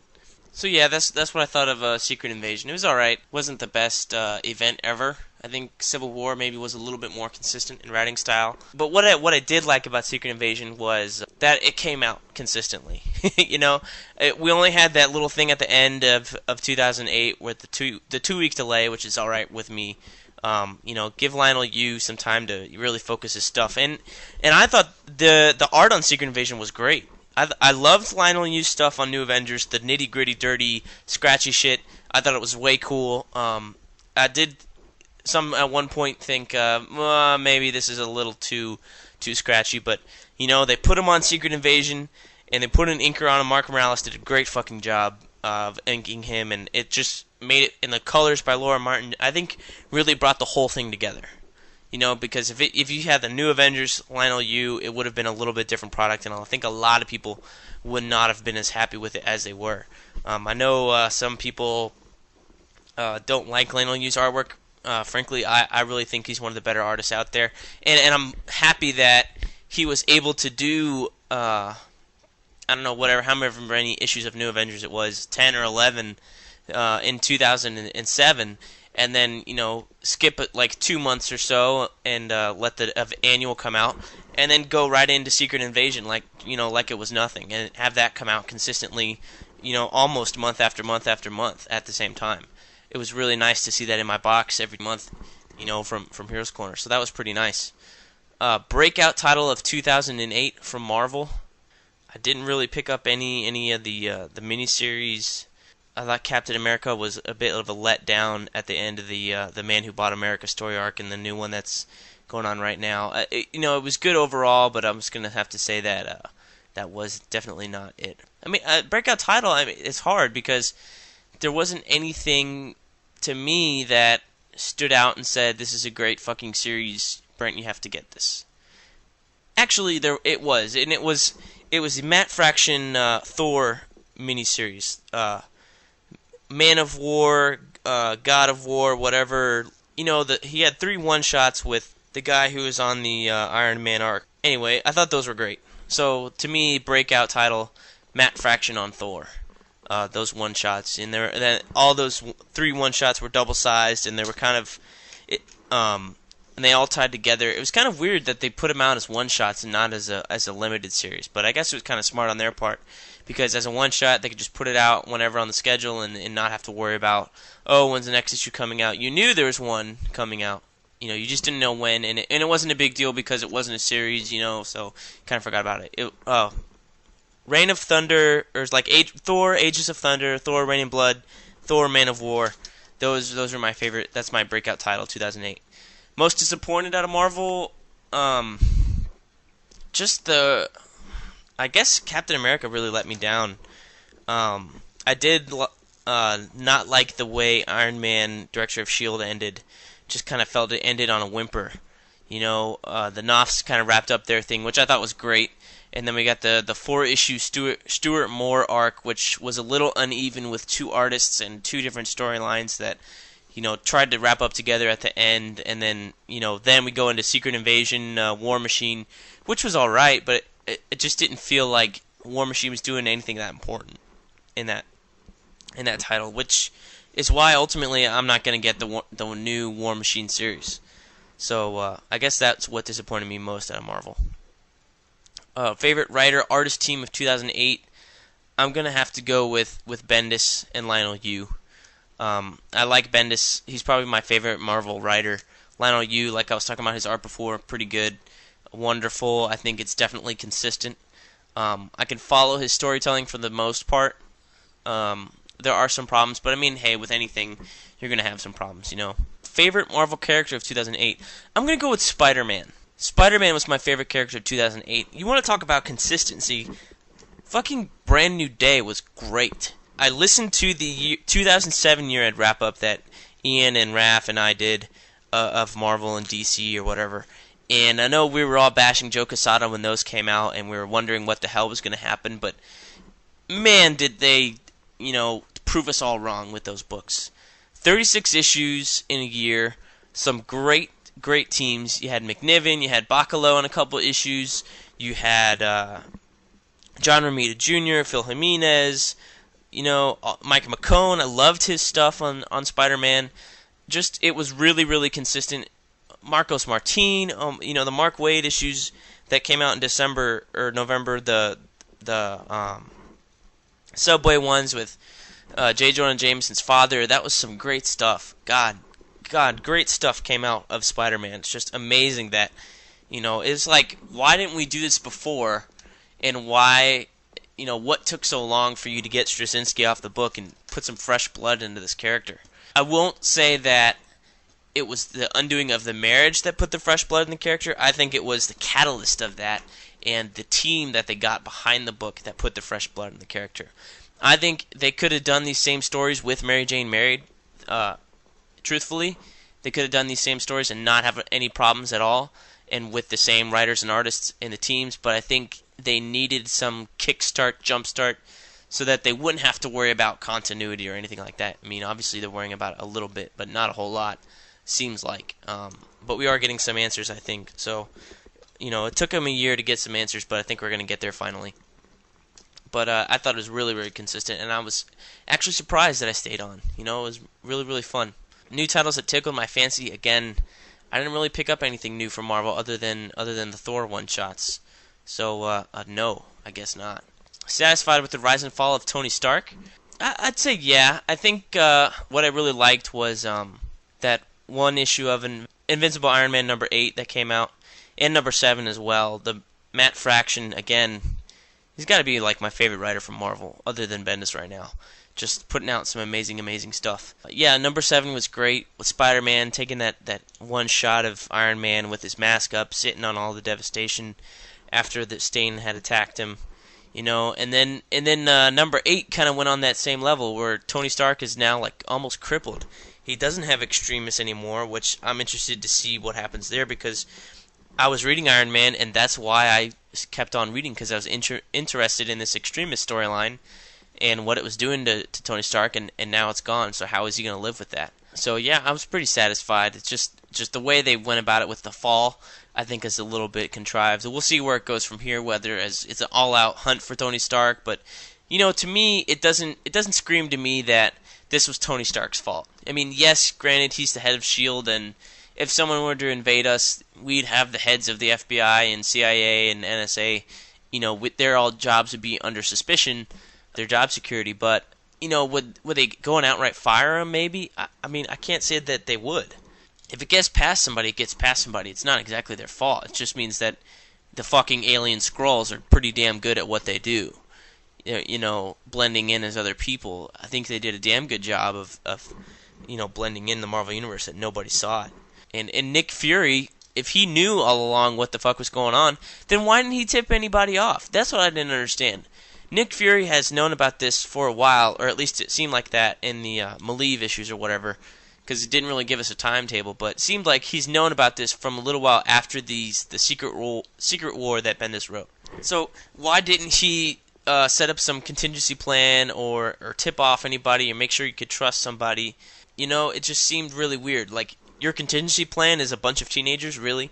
Honestly, that makes no sense whatsoever. His contingency plan should have been, finding out whether Reed Richards was the real deal and having him build that Skrull machine detector gun that he used in like issue 6 or 5 or whatever, 3 months earlier. And this would not have happened. So, if anybody, I blame it on Nick Fury for standing by and watching it happen. And being too paranoid to actually reach out for people, I wouldn't want to blame it on Tony Stark. He had so many other things going on with the Civil War and the Initiative and the Hulk. No wonder it got past him, because the man has had a busy year. So I think it's a little heavy and unnecessary for them to blame it all on Tony Stark. But I mean, hey, this is a storyline, so Fraction is a good writer. He's going to make a good storyline out of that. So I'm sure I'll be pretty happy with that. Single issue and miniseries of 2008. Again, Fraction on Thor. Ages of Thunder, Rain and Blood, Man of War. Favorite single issue, probably the first one. Ages of Thunder miniseries, that whole thing. Done. I talked about it earlier. Why? Tie-ins for Secret Invasion. I only got the tie-ins that I was already getting. Those were New Avengers, Mighty Avengers, and I think Avengers Initiative, as well as Iron Man. I think it was the only one. The Punisher War Journal one was fun. Again, 24, 25. Pretty fun issues. Just Frank shooting the shit out of everybody, like the World War Hulk tie-in at number 12. Just shooting the shit out of everybody. I love that issue too. The World War Hulk tie-in to Punisher War Journal. Another Fraction book. You see a pattern here. But I would have to say that the Secret Invasion New Avengers tie-ins were the strongest. Yeah, I thought the Mighty Avengers was a little bit of a mixed bag most of the time. I did not get the front line or the choosing sides or the special Skrulls issue or anything like that. So, I guess it lived up. New Avengers, I gotta give it to them. It was the best tie-in, I thought. Looking forward to the most in 2009 and Dark Reign. How can you not look forward to Dark Reign? It's the only thing you really have to look forward to. I don't read X books. Kind of follow them a little bit, but I don't, buy them all the time. Maybe I'll pick it up in the shop and, if I'm in a shop and I'll browse through it or whatever, read Wikipedia, read the reviews. I don't read X books, so honestly, I don't know what's coming up for them. What's really got me interested and excited is Dark Avengers. I want to see who's on the team, who they are, why they're doing what they're doing, and what the hell is going on, and how it relates to Tony Stark and the New Avengers. I'm glad the New Avengers were finally getting the team back after these mishmash issues of who's on the team, who's not on the team. I'm good to see that we finally found an artist, Billy Tan, on New Avengers. Some of those tie-in issues he did at the end of the Secret Invasion stuff, pretty good, and the one that did come out in December, the post-Secret Invasion one with the new Captain America on the team, with Bucky on the team. We got original Spider-Woman back. It's almost like the gang's all here. The original cast is back. Some of them are different people. Some of them are the same. But it's pretty cool. So I'm looking forward to New Avengers and how that ties into Dark Avengers and stuff. Both Bendis books. I think hopefully that they'll tie in more together than he said that New and Mighty would when those two came out, because they really didn't. No, the Mighty Avengers were in New Avengers, but really they had nothing to do with each other. You could have just read one. I'm kind of a little bit miffed about that. But I wanted to read both, and I'm same thing with Dark Avengers. I want to read both. And as for Mighty Avengers with Dan Slott, he's done some good stuff. I liked the Initiative when he was on it. I liked his Spider-Man stuff, so I'll probably give Mighty Avengers another shot and see how that first storyline turns out. It's got an interesting cast, and I don't know if a lot of them are meant to be Avengers, but we'll see. I'm talking about the Young Avengers. Well, they've already been... Yeah! So, anyway, that's my little spiel. Sorry for missing it, guys. Wood, I'm sorry I missed you talking to you. I know we talked with you on episode 50. I've been listening to 11 O'Clock Comics like crazy now. Love your show. It's fucking awesome. Raph, I can't believe you're not coming to MegaCon. Whatever. And mystery guest, what's up? And Ian, I'll talk to you later. All right. So thanks guys for letting me ramble, and hope you don't hate me. So, do we hate Brent or not? Absolutely. Son of a Can't bitch. stand the bastard. So say we all? So say we all. Okay, good. That'll work with me. Well, he did have plenty to say there, and thank you, Brent, for contributing. Even if you couldn't be here, I don't hate you. Don't worry about it. We're still friends. And okay. Well, let's talk a little bit about what Brent said, and whether or not we agree or disagree. I know that Brandon had a problem with one of the things he said, so why don't you touch on that, Brandon? Wait, which one? Cap. No, that was Raph. Oh, okay. Yeah, no, seriously, Cap was disappointing. Yeah, That's what he said? That's really? That's what he said, yeah. I mean, we went from Bucky to not being sure about being Cap to him flinging that effing shield around and shooting Hydra agents in the kneecap. How is that not awesome? How is him just jumping into the middle of Secret Invasion and kicking all kinds of skull ass not awesome? This was a good year for Cap. I agree. This was a really good year for Cap. Yeah. I totally agree with that. Yeah, Brent will be able to explain himself, I guess, next time he's on the show. But well, and the Spider-Man thing. Yeah, sorry, Patrick. He went to your well. Yeah. I'm just everyone has to get dipped into my well every once in a while. So I guess. Is it an ink well or is it a water well? You would think it's water. And you hope it's water, but it's not water. Thank you for thoroughly creeping me out. Yeah. Any other comments to be made on Brent's comments? I didn't pay attention. Oh, okay. All right. Well, that's it didn't seem that important because it didn't involve me. Oh, come now. He did say, "What's up to mystery guest," which would be me. So yes, I'll take that. Sup, mystery guest. Word. Yo. What up? Yo. Yeah. Raph, you got any other more comments? Although I'm surprised. I thought he was picking up more stuff from Marvel. Yeah, well, he's been cutting back as much as anybody's been cutting back, I think. And he's always been more of a DC guy. That's true. I thought I don't know. I just had this idea that Brent was picking more stuff up earlier in the year, but whatever. I love those previously on Alias comments too, because yeah, that. Honest, eat her clothes off. Yes, and then 4 weeks later, the 4 weeks earlier, the cellophane bathing suit. Oh, Does anyone read Empowered? No. Oh, you've got to read Empowered. Yeah. It's it's about this girl, the super heroine Empowered. She gets her powers from the super suit, and it makes her super strong, and she can blast. She has energy blast, but it's the slightest rip will cause her to lose most of her powers, and frequently she finds herself bound or gagged or tied up or something. Beautiful. It's by Adam Warren, who did Dirty Pair. Oh, okay, cool. Yeah, it's really cool stuff. So it's like the Pro. Gotcha. Yeah, not as explicit as the Pro, but yeah, Pro. Yeah, semi-pro-ish. Yeah. Semi-pro. There you go. Semi-pro. Available on DVD. Right. Very good. All right, so thank you very much yet again, Mr. Casino. We'll see you next episode, hopefully. Now, from here, we've got the forum comments. Now, as opposed to me reading them, I'm going to make you guys read them because I'm an evil bastard. Before we do the forum comments, we lose one more person on this call, but that seems to be the theme of the night. So Patrick. Then there were three. And then there were three. Patrick has to go walk the doggies. So let's roll him out of here. You want to give people your website one more time? One more time, it's freaksandsqueaks.com, or you can just Google Freaks and Squeaks. It's the funniest comic about teenage mice that you will read at that website. That is the best glowing endorsement for anything I've ever heard. Thank you. All right, it's been fun. Thank you, everyone. It's been nice chatting with all y'all. And I'm very happy you don't have a heavy Minnesota accent, because that would have been awkward. Oh, yeah, well, hey, Minnesotans, we all talk like we had a stroke. Maverick. Maverick.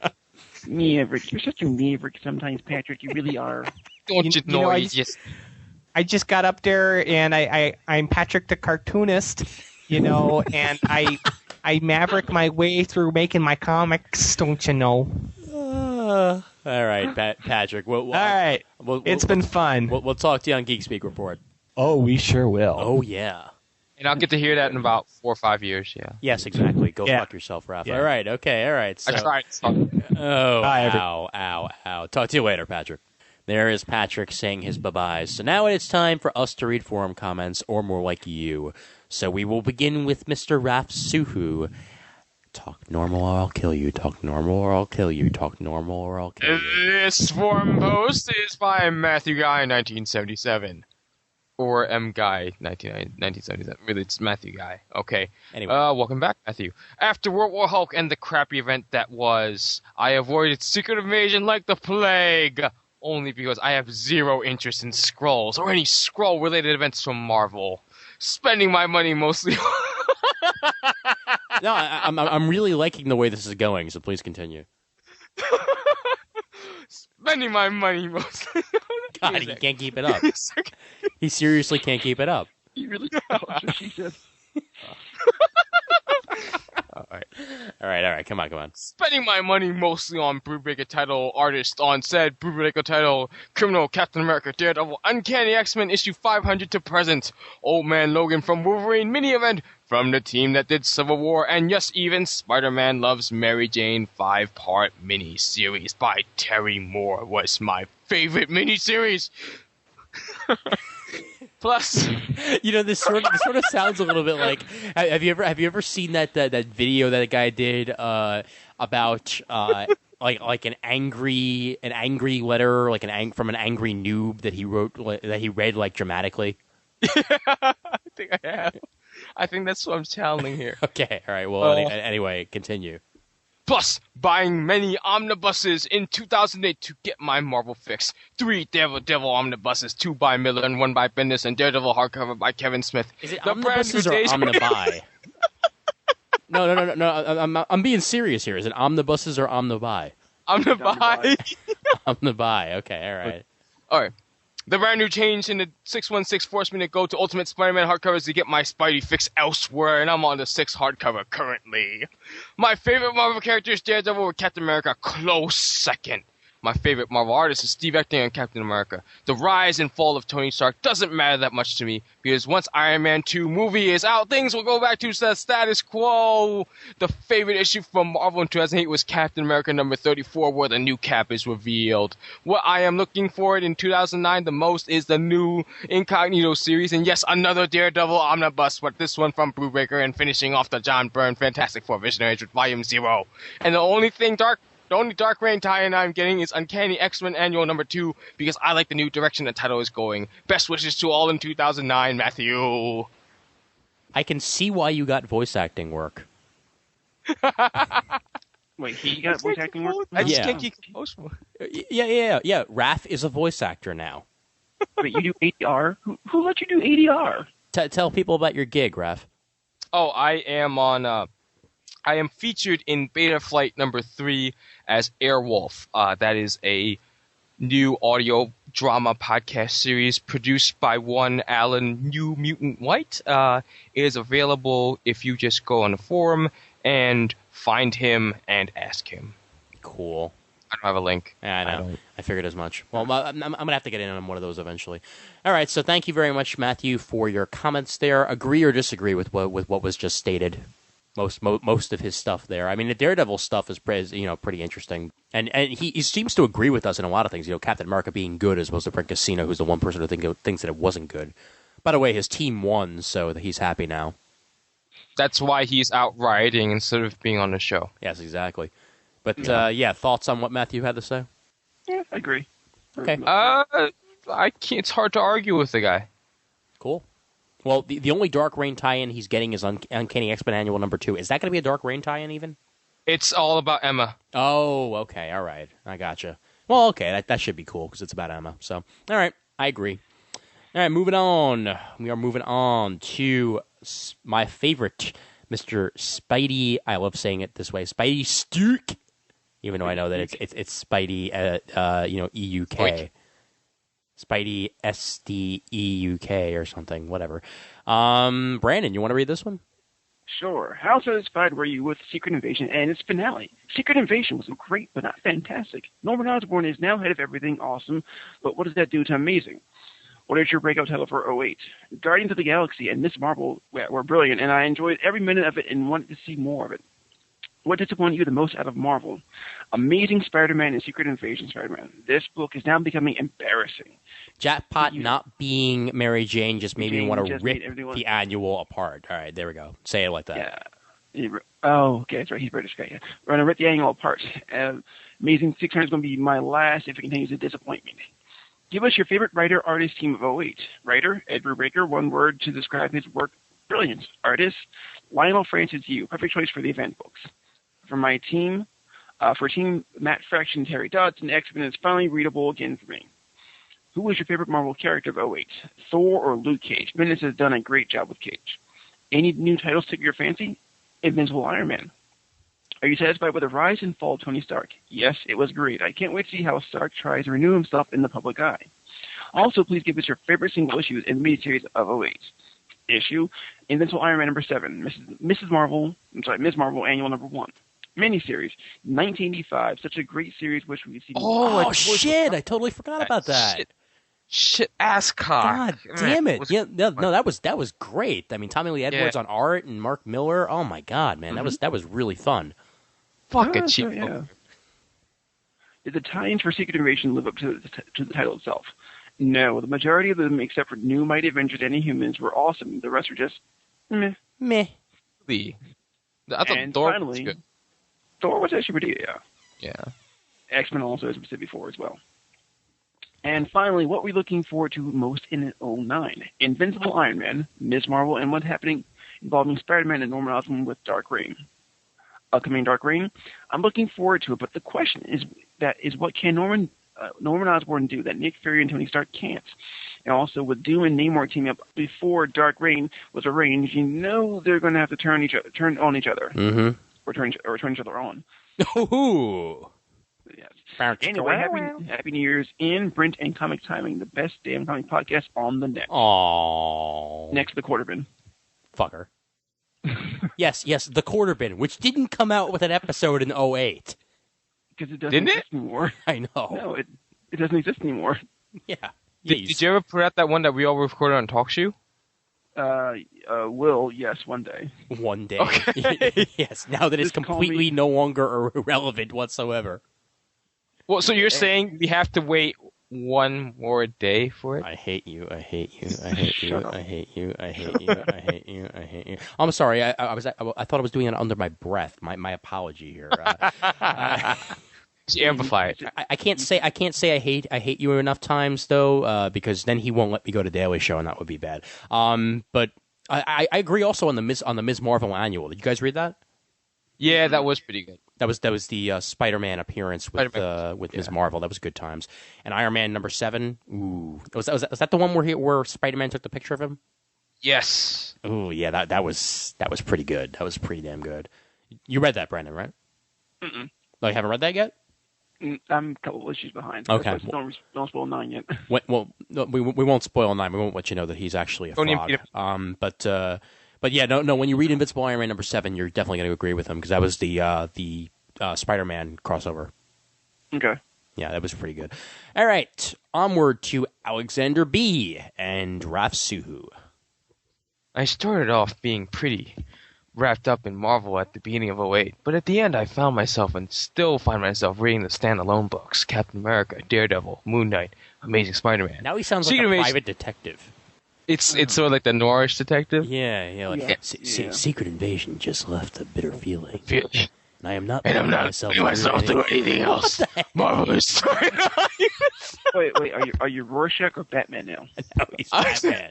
Why are you trying to kill me?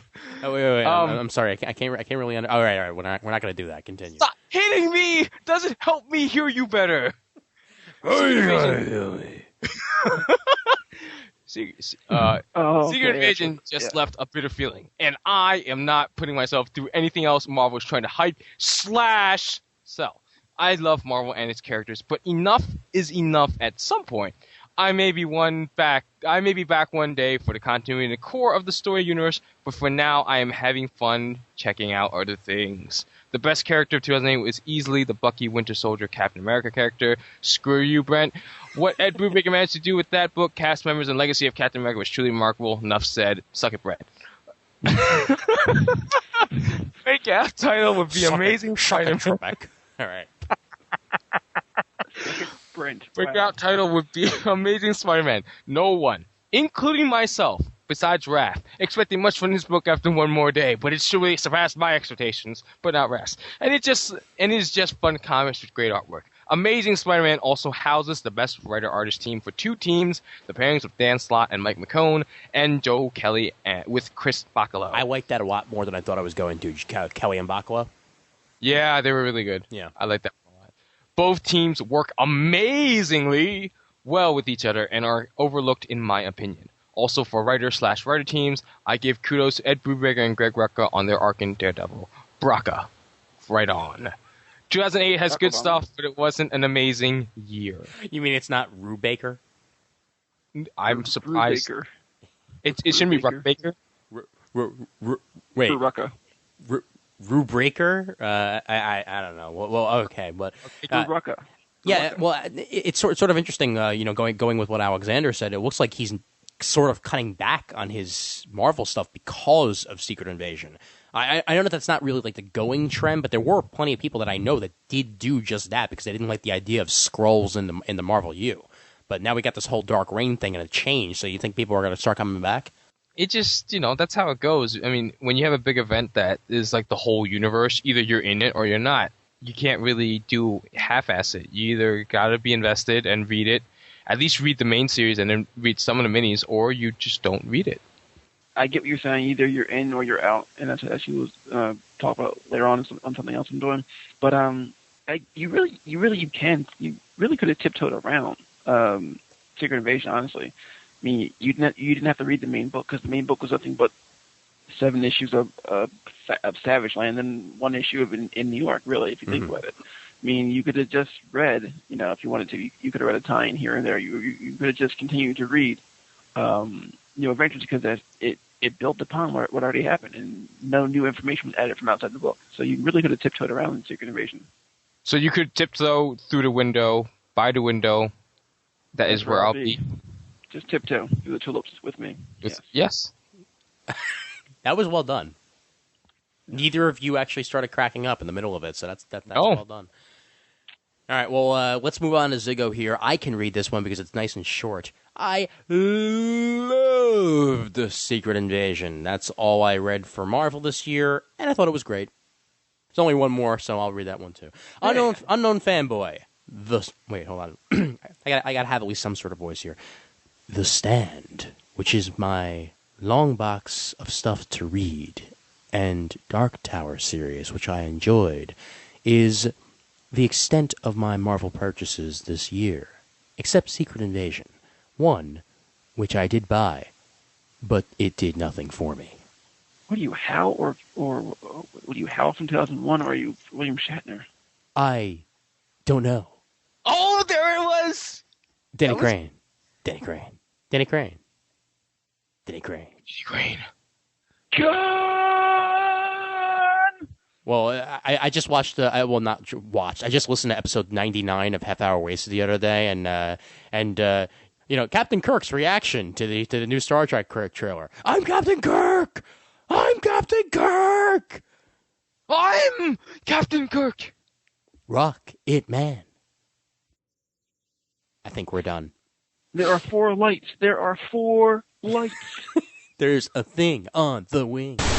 And one more time, Comic Timing is sponsored by Heroes Corner over at heroescorner.com. This month, Snickety Snick Snicked, get yourself your Wolverine bundle pack. You got Wolverine Weapon X #1, Wolverine Weapon X Files, Rampaging Wolverine #1, Wolverine Anniversary, X-Men Origins Wolverine #1, Fancy Pants Wolverine #1, Dancing Machine Wolverine #1, and Party Time Excellent Wolverine #1, all in this pack. The last 3 I totally made up and don't actually exist. You will get them for the ultra low price of $9, retail $20.95. So you're getting yourself 1, 2, 3, 4, 5 comics for the price of barely 3. So that is damn awesome in my book. And the Comic Timing picks of the month: Flash Rebirth #1. He'll save every one of us. Down, 75% off on Heroes Corner. You're only paying $1 for a $3.99 comic. Thank you, God. Captain America Comics 70th Anniversary Special. James Robinson and Marcos Martin. 50% off on Heroes Corner, only $2. And Warren Ellis, Ignition City #1. Also 50% off for $2 on Heroes Corner. Mature readers only, so Raph, you can't read it. So go ahead and check that out. The Comic Timing special discount code for the month is CTROCKS, CTROCKS. All first-time users of Heroes Corner get an additional 5% off on their first order with Heroes Corner, and a great way to save on those $3.99 books, because any way to pay less than $3.99 is a damn good way to do it. Go ahead and check out the brand new website at heroescorner.com. Easier to navigate and still the friendliest people around. heroescorner.com. All right, people, I think we're all said and done here. So before we wrap things up, I'd like you to know that New York Comic Con 2009 is almost here. Stop on by the Jacob Javits Center February 6th through 8th and experience the East Coast's biggest and most exciting pop culture convention. The show floor plays host to the latest and greatest in comics, graphic novels, anime, manga, video games, toys, movies, and television. New York Comic Con is the second largest pop culture convention in America, and the only one that takes place in the comic book publishing, media, and licensing capital of the world. No, not Philadelphia. Suck at Philadelphia, New York. Hey! Special guests for New York Comic Con 2009 include Adam and Andy Kubert, Brian Michael Bendis, Bruce Timm, Carmine Infantino, Jeff Johns, George Perez, Joss Whedon, Mike Diodato Jr., David Finch, Jim Lee, Matt Fraction, Neil Adams, Ian Levinstein, Raph Suhu, Juan De Jesus, Sean Whalen, Jim Seguin, and more. And don't forget, Sunday, February... Oh, really? Brandon Christopher? Yeah. Dude, sweet. You're going to be there all 3 days? What's a Brandon Christopher? All right, well, we'll find out. And don't forget, Sunday, February 8th is Kids Day. All kids 12 and under with proof of age will get in for free. Sorry, Brandon, you are not under 12. So bring the entire family to this year's New York Comic Con. For more information, visit mycomiccon.com or follow the link on the Comic Timing website. We will see you there. And don't forget, if you are a professional, you can get in early on Friday, 10 a.m. to 1 p.m. If not, get it at 1 like everybody else. So there you go. See you at New York Comic Con. Mr. Suhu, you've got this new thing going, don't you? Well, I mean, the doctor said it should be Not all right. that. Not that. I was talking about Geeks Unite Network. But Oh, right. The Geeks Unite Network, which is a consortium of various podcasts. Really, it's just an excuse for me to do whatever the hell content I want whenever I want to. The next episode, which is actually episode 47, is going to be a recap of 2008, much like this was, except it covers a bit more broader topics. doesn't get specialized like this one did. So don't think you can just listen to my show and not listen to this one. Well, it's Because okay. if you do, son of a bitch, I will kick your ass. I don't listen to your show in the first place. So that's fine. Oh, well, there you No go. one listens to your show. Oh, no one knows you have a show. Russell listens to my show. Oh yeah. Who Russell is, you will find out someday. Okay. All right, so episode 47 should be out soon, and then episode 48 will be sometime later, and then there will be a special sports talk show. Which I believe I have named myself because I'm giving it the name of my old sports talk show at Brooklyn College. And if you want to know what it is, you'll have to tune in. Incentive to tune into the show. Fuck that. I'm saying it right now. Ladies and gentlemen, you will soon tune into the Sporting Goods. Yes, the Sporting Goods. That'll be the 49th. That'll be the 49th episode of the Geeks Unite Network. Episode 50 should be at the con itself. Yeah, and that's about it. The email address for Geeks Unite is... No. But thank you very much. Go to... you have an actual website address now, don't you? It's geeksunitenetwork.com. All right, geeksunitenetwork.com, and or if you want, geeksunite.libsyn.com. And Mr. Christopher, where can we not hear you? Well, yeah, not in the quarter bin anymore. I'm actually doing a couple different things. Pretty much this holiday season gave me a kind of an awakening as to what I really want to do. So I'm going back to my roots, and I'm going to start writing again. I'm working on right now a novel, which I'm trying to finish for. Everyone's familiar with NaNoWriMo? Anyone here know what it is? National November Writing Month. National Novel Writing, yeah. National Novel. No, I know it's in November. There we go. National November Writing Month. You write about the month of November. Thanksgiving is not an acceptable entry. Yeah. Has to be in November, not Thanksgiving, which is in November.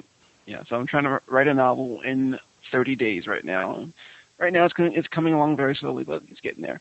Also, I'm working on a couple comic books at the same time as well, and I'm trying to get back to the podcast. Yeah, comic books. Yeah. Hanukkah books? For Hanukkah? Books. Yeah, Hanukkah book. Yes, Hanukkah book. Okay, that I'm looking forward to. Comic book. It's not pronounced. Oh. It's not pronounced Chanukah. The C is silent in Hanukkah. It's Hanukkah. Yes. Yeah. But wait, you're doing comic books now, really? Yeah, I've been doing it for a while, but I'm trying to get back into it seriously.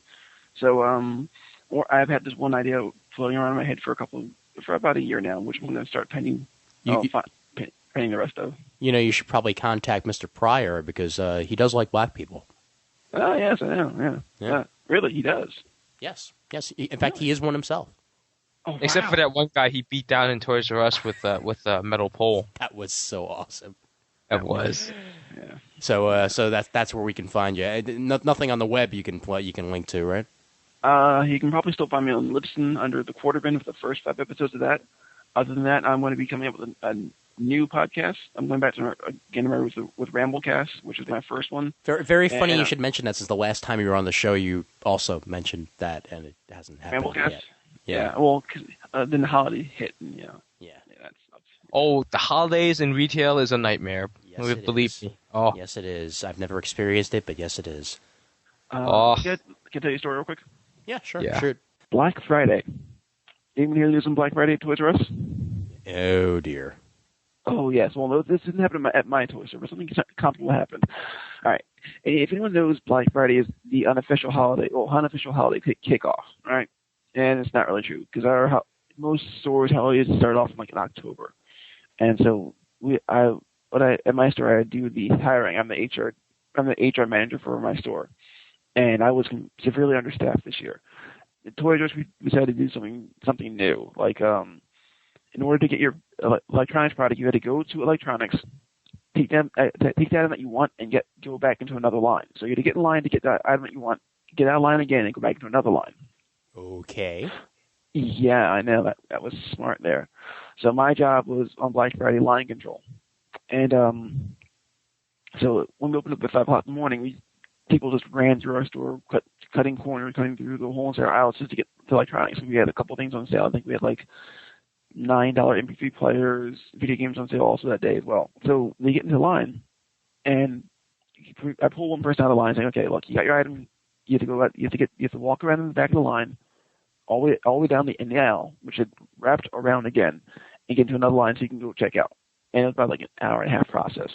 And so I'm in the yards and making sure the lines are, flowing through, making sure people aren't loitering, making sure the carts are not blocking aisles. And so I asked this one lady to move her cart. And I'm like, Miss, can you please move your cart? She's like, no, why should I? I'm like, because you're blocking the aisles. People can't get through. I'm trying to make sure that no one, stops in the aisles. It's like, I'm like, Miss, can you please move your cart again? It's like, no, I'm not going to move my cart. I'm going to stand right here, look at my stuff, and I'm not going to move it anywhere. Right, Did you ever rock bottom? I wanted to. Did you give her the Stone Cold Stunner? Yeah. I kicked her in the junk, and then pile drived her. Yeah, of course. Yeah. So this goes on. I'm like, Miss, can you please move your cart before I actually leave the store? It's like, no, I'm not moving my cart. I'm like, fine.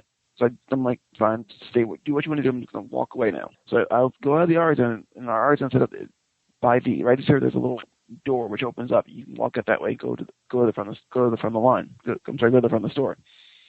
And as I'm walking through, the lady just walks through the door, walks through the yards, and then just pushed me on the floor with the cart, and then almost backs up and tries to run me over again.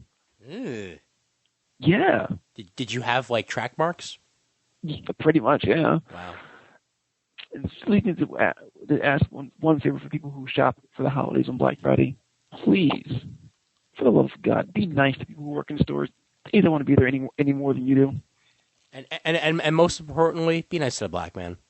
Yeah. We will go crazy one day. Yeah, that's true. We'll set it off. We will set it off. Boy. Well, that's the craziness. Yeah, hey, just be happy that they didn't actually like run over anything important. Yeah, like vital organs. Yeah, or you're drunk. Yeah, that would have been bad. Well, I should be talking in a higher octave quite regularly. I feel like Mike Tyson. I'm good. So a reminder that Mr. Christopher and I, along with Brent, will be at MegaCon this year, which is coming up pretty damn soon, February 26th to March. Actually, wait, is it February 26th or February 27th? 27th to March 1st. And we'll be there as of the 26th. So if you live in the Orlando area and you want to hang out with us, let me know. Either shoot me a PM or an email or something like that, and we'll figure something out. We will be there, and as you mentioned, New York Comic Con and everything. And Raph will actually be at New York Comic Con for one day. Yes, I will. I'll be there Saturday at the Midtown booth from 9:30 to 2, and then after that, I'm at the table. Sweet. And if people have a problem with that, they can go fuck themselves. Wow. I hope your boss is not listening. Yeah, thank you, Raph, for the stunning bit of information there. And Mr. Christopher will be there at least one day, and I keep calling everybody by their formal names instead of their regular names, which means it must be time to end the show. Yes. All right. The email address for Comic Timing is comictiming@gmail.com. Don't forget to check out the forums over at thecomicforums.com. Graciously hosted by Comic Geek Speak guys over at comicgeekspeak.com. We're proud members of the Comics Podcast Network over at comicspodcast.com. And we're also members of the League of Comic Book Podcasts over at comicbooknoise.com/league. Please vote for us on Podcast Alley. Don't bother digging us on dig.com, considering that I just realized a little while ago that there no longer is a podcasting section on dig.com, so you can't. Curse you, Captain Rose. Yes, so there will be no digging on dig.com, but please, instead of doing that, give us some iTunes reviews on iTunes. That would be graciously appreciated. So one more time from Brandon. Nice hearing from you, man, and I will see you at New York. Of course. And Mr. Suhu, I will talk to you soon, probably about sports. That is most likely going to happen. And as always, there's always time for comics.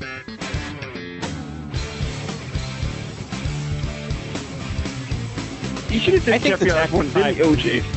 They're going to fucking... yes, the OJs. They're going to stab you, and then they're going to blame it on somebody else. All right, okay. And then steal memorabilia. And then get charged for that, but not murder. And go to jail for that, yeah. All right. We're all good. I can hear you all. Everything's all well with the world. I'm counting this sucker down, and Sean will be here for like 40 minutes at this point because it's already 10:20. So, all right. In 5, 4, 3, 2, 1. Is Wood still there, or is he just being very quiet? I'm here. I'm just trying not to talk over everybody. There's 6 people. I don't want to. Sometimes when we're on Skype and we all try and interject, I think we all blast each other out. You can't hear each other. So I was honestly just making sure because I didn't see your reverberations at all in Skype. Oh, I just have it on mute when I don't speak so that you don't hear me swigging my beer or yelling at the TV screen. Excellent. Or peeing, yes. Or, yeah. That's my favorite moment of 11 O'Clock Comics, by the way, where you just go, I'm peeing, brother. I just Yeah, baby. They're like the rest of us. Meanwhile, back when Brandon was talking. Yeah, since I'm not important. Yeah, not used to going first. That's what she said. she said. Oh, yes, got it first. Oh my god. That the deity started bonding with Kurt. Hold on. All right, okay, good. Never mind. All right. Continue what you were saying, Brandon. Sorry, we had some static on the line. I heard. Wow, and the static came in at like all the wrong times there. Whose phone keeps ringing? I think it might be just my iPhone sets off my speakers every once in a while. Yeah, you might want to turn off your iPhone because that static does happen with those devices. Yeah. Or toss out a window. No, don't do that. That would be bad. So yeah. All right. So there you go. And yet, I see the call on Twitter where he was just begging people to come be on here. Yes. Please, everyone talk at once because we can all hear you. That was fun. Isn't this the barbershop podcast? Where we all just... Seriously. I mean, we need a third person in the room, man. Get your ass there. All right. Wait, will there be spooning? No, there will not be spooning. No, not Shirley. Not rapping in. Oh, great. Yeah, Brandon's always got to make the joke that it was Brandon in one room and Raph and myself in the other. There were two beds. Nothing bad happened. I swear to God. All right. So it's closed. Sounds all good. That door's closed. That door is closed. That's what she said. All right, come on. All right. And after that horrible taste in my mouth from That's what she said.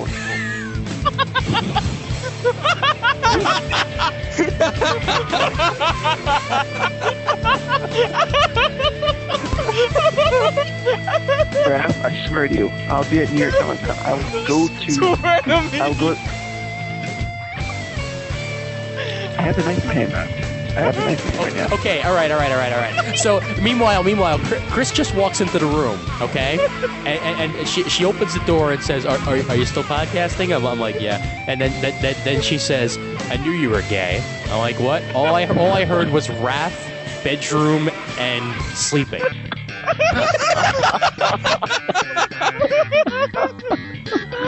That is what she said. Yes. Oh, Brandon, please get us back on track. Please, for the love of God. Can we just mute him for like 5 minutes? I wish I could. I seriously wish I could. Please, Brandon, finish. Come on, you can do it. You can do it, man. All right. Victory is yours. Well played, Trebek. If that works, I have one more then. I'll take Schwartz for 500, Alex. Look, listen, Alex. Trebek, if you are hiding penis mightiers from me. Sean, where'd you get that marker from? It was I have faith. I thought we were searching the way in. Yeah, but you people should feel about it because it was my watch. Yeah. My name. Now it is officially one morning. My name's Turd Ferguson. Yeah.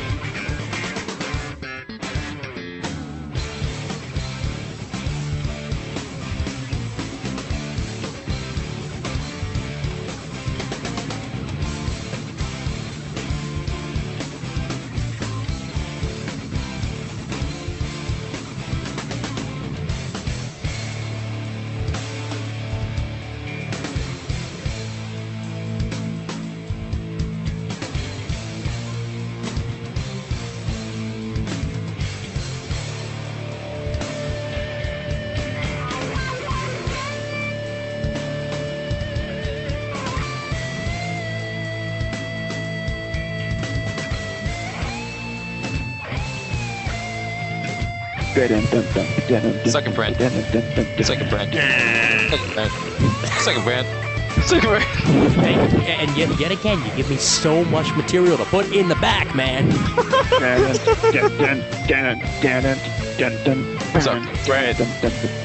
See, Brandon, you guys think you have it stuck in your head. You try hearing it at least 7 or 8 times per editing session. You know? I know. That's why I constantly change theme songs. Yes, I noticed. This is great radio. Do I sound like an old-time radio? Next time, will they find their flights? Tune in.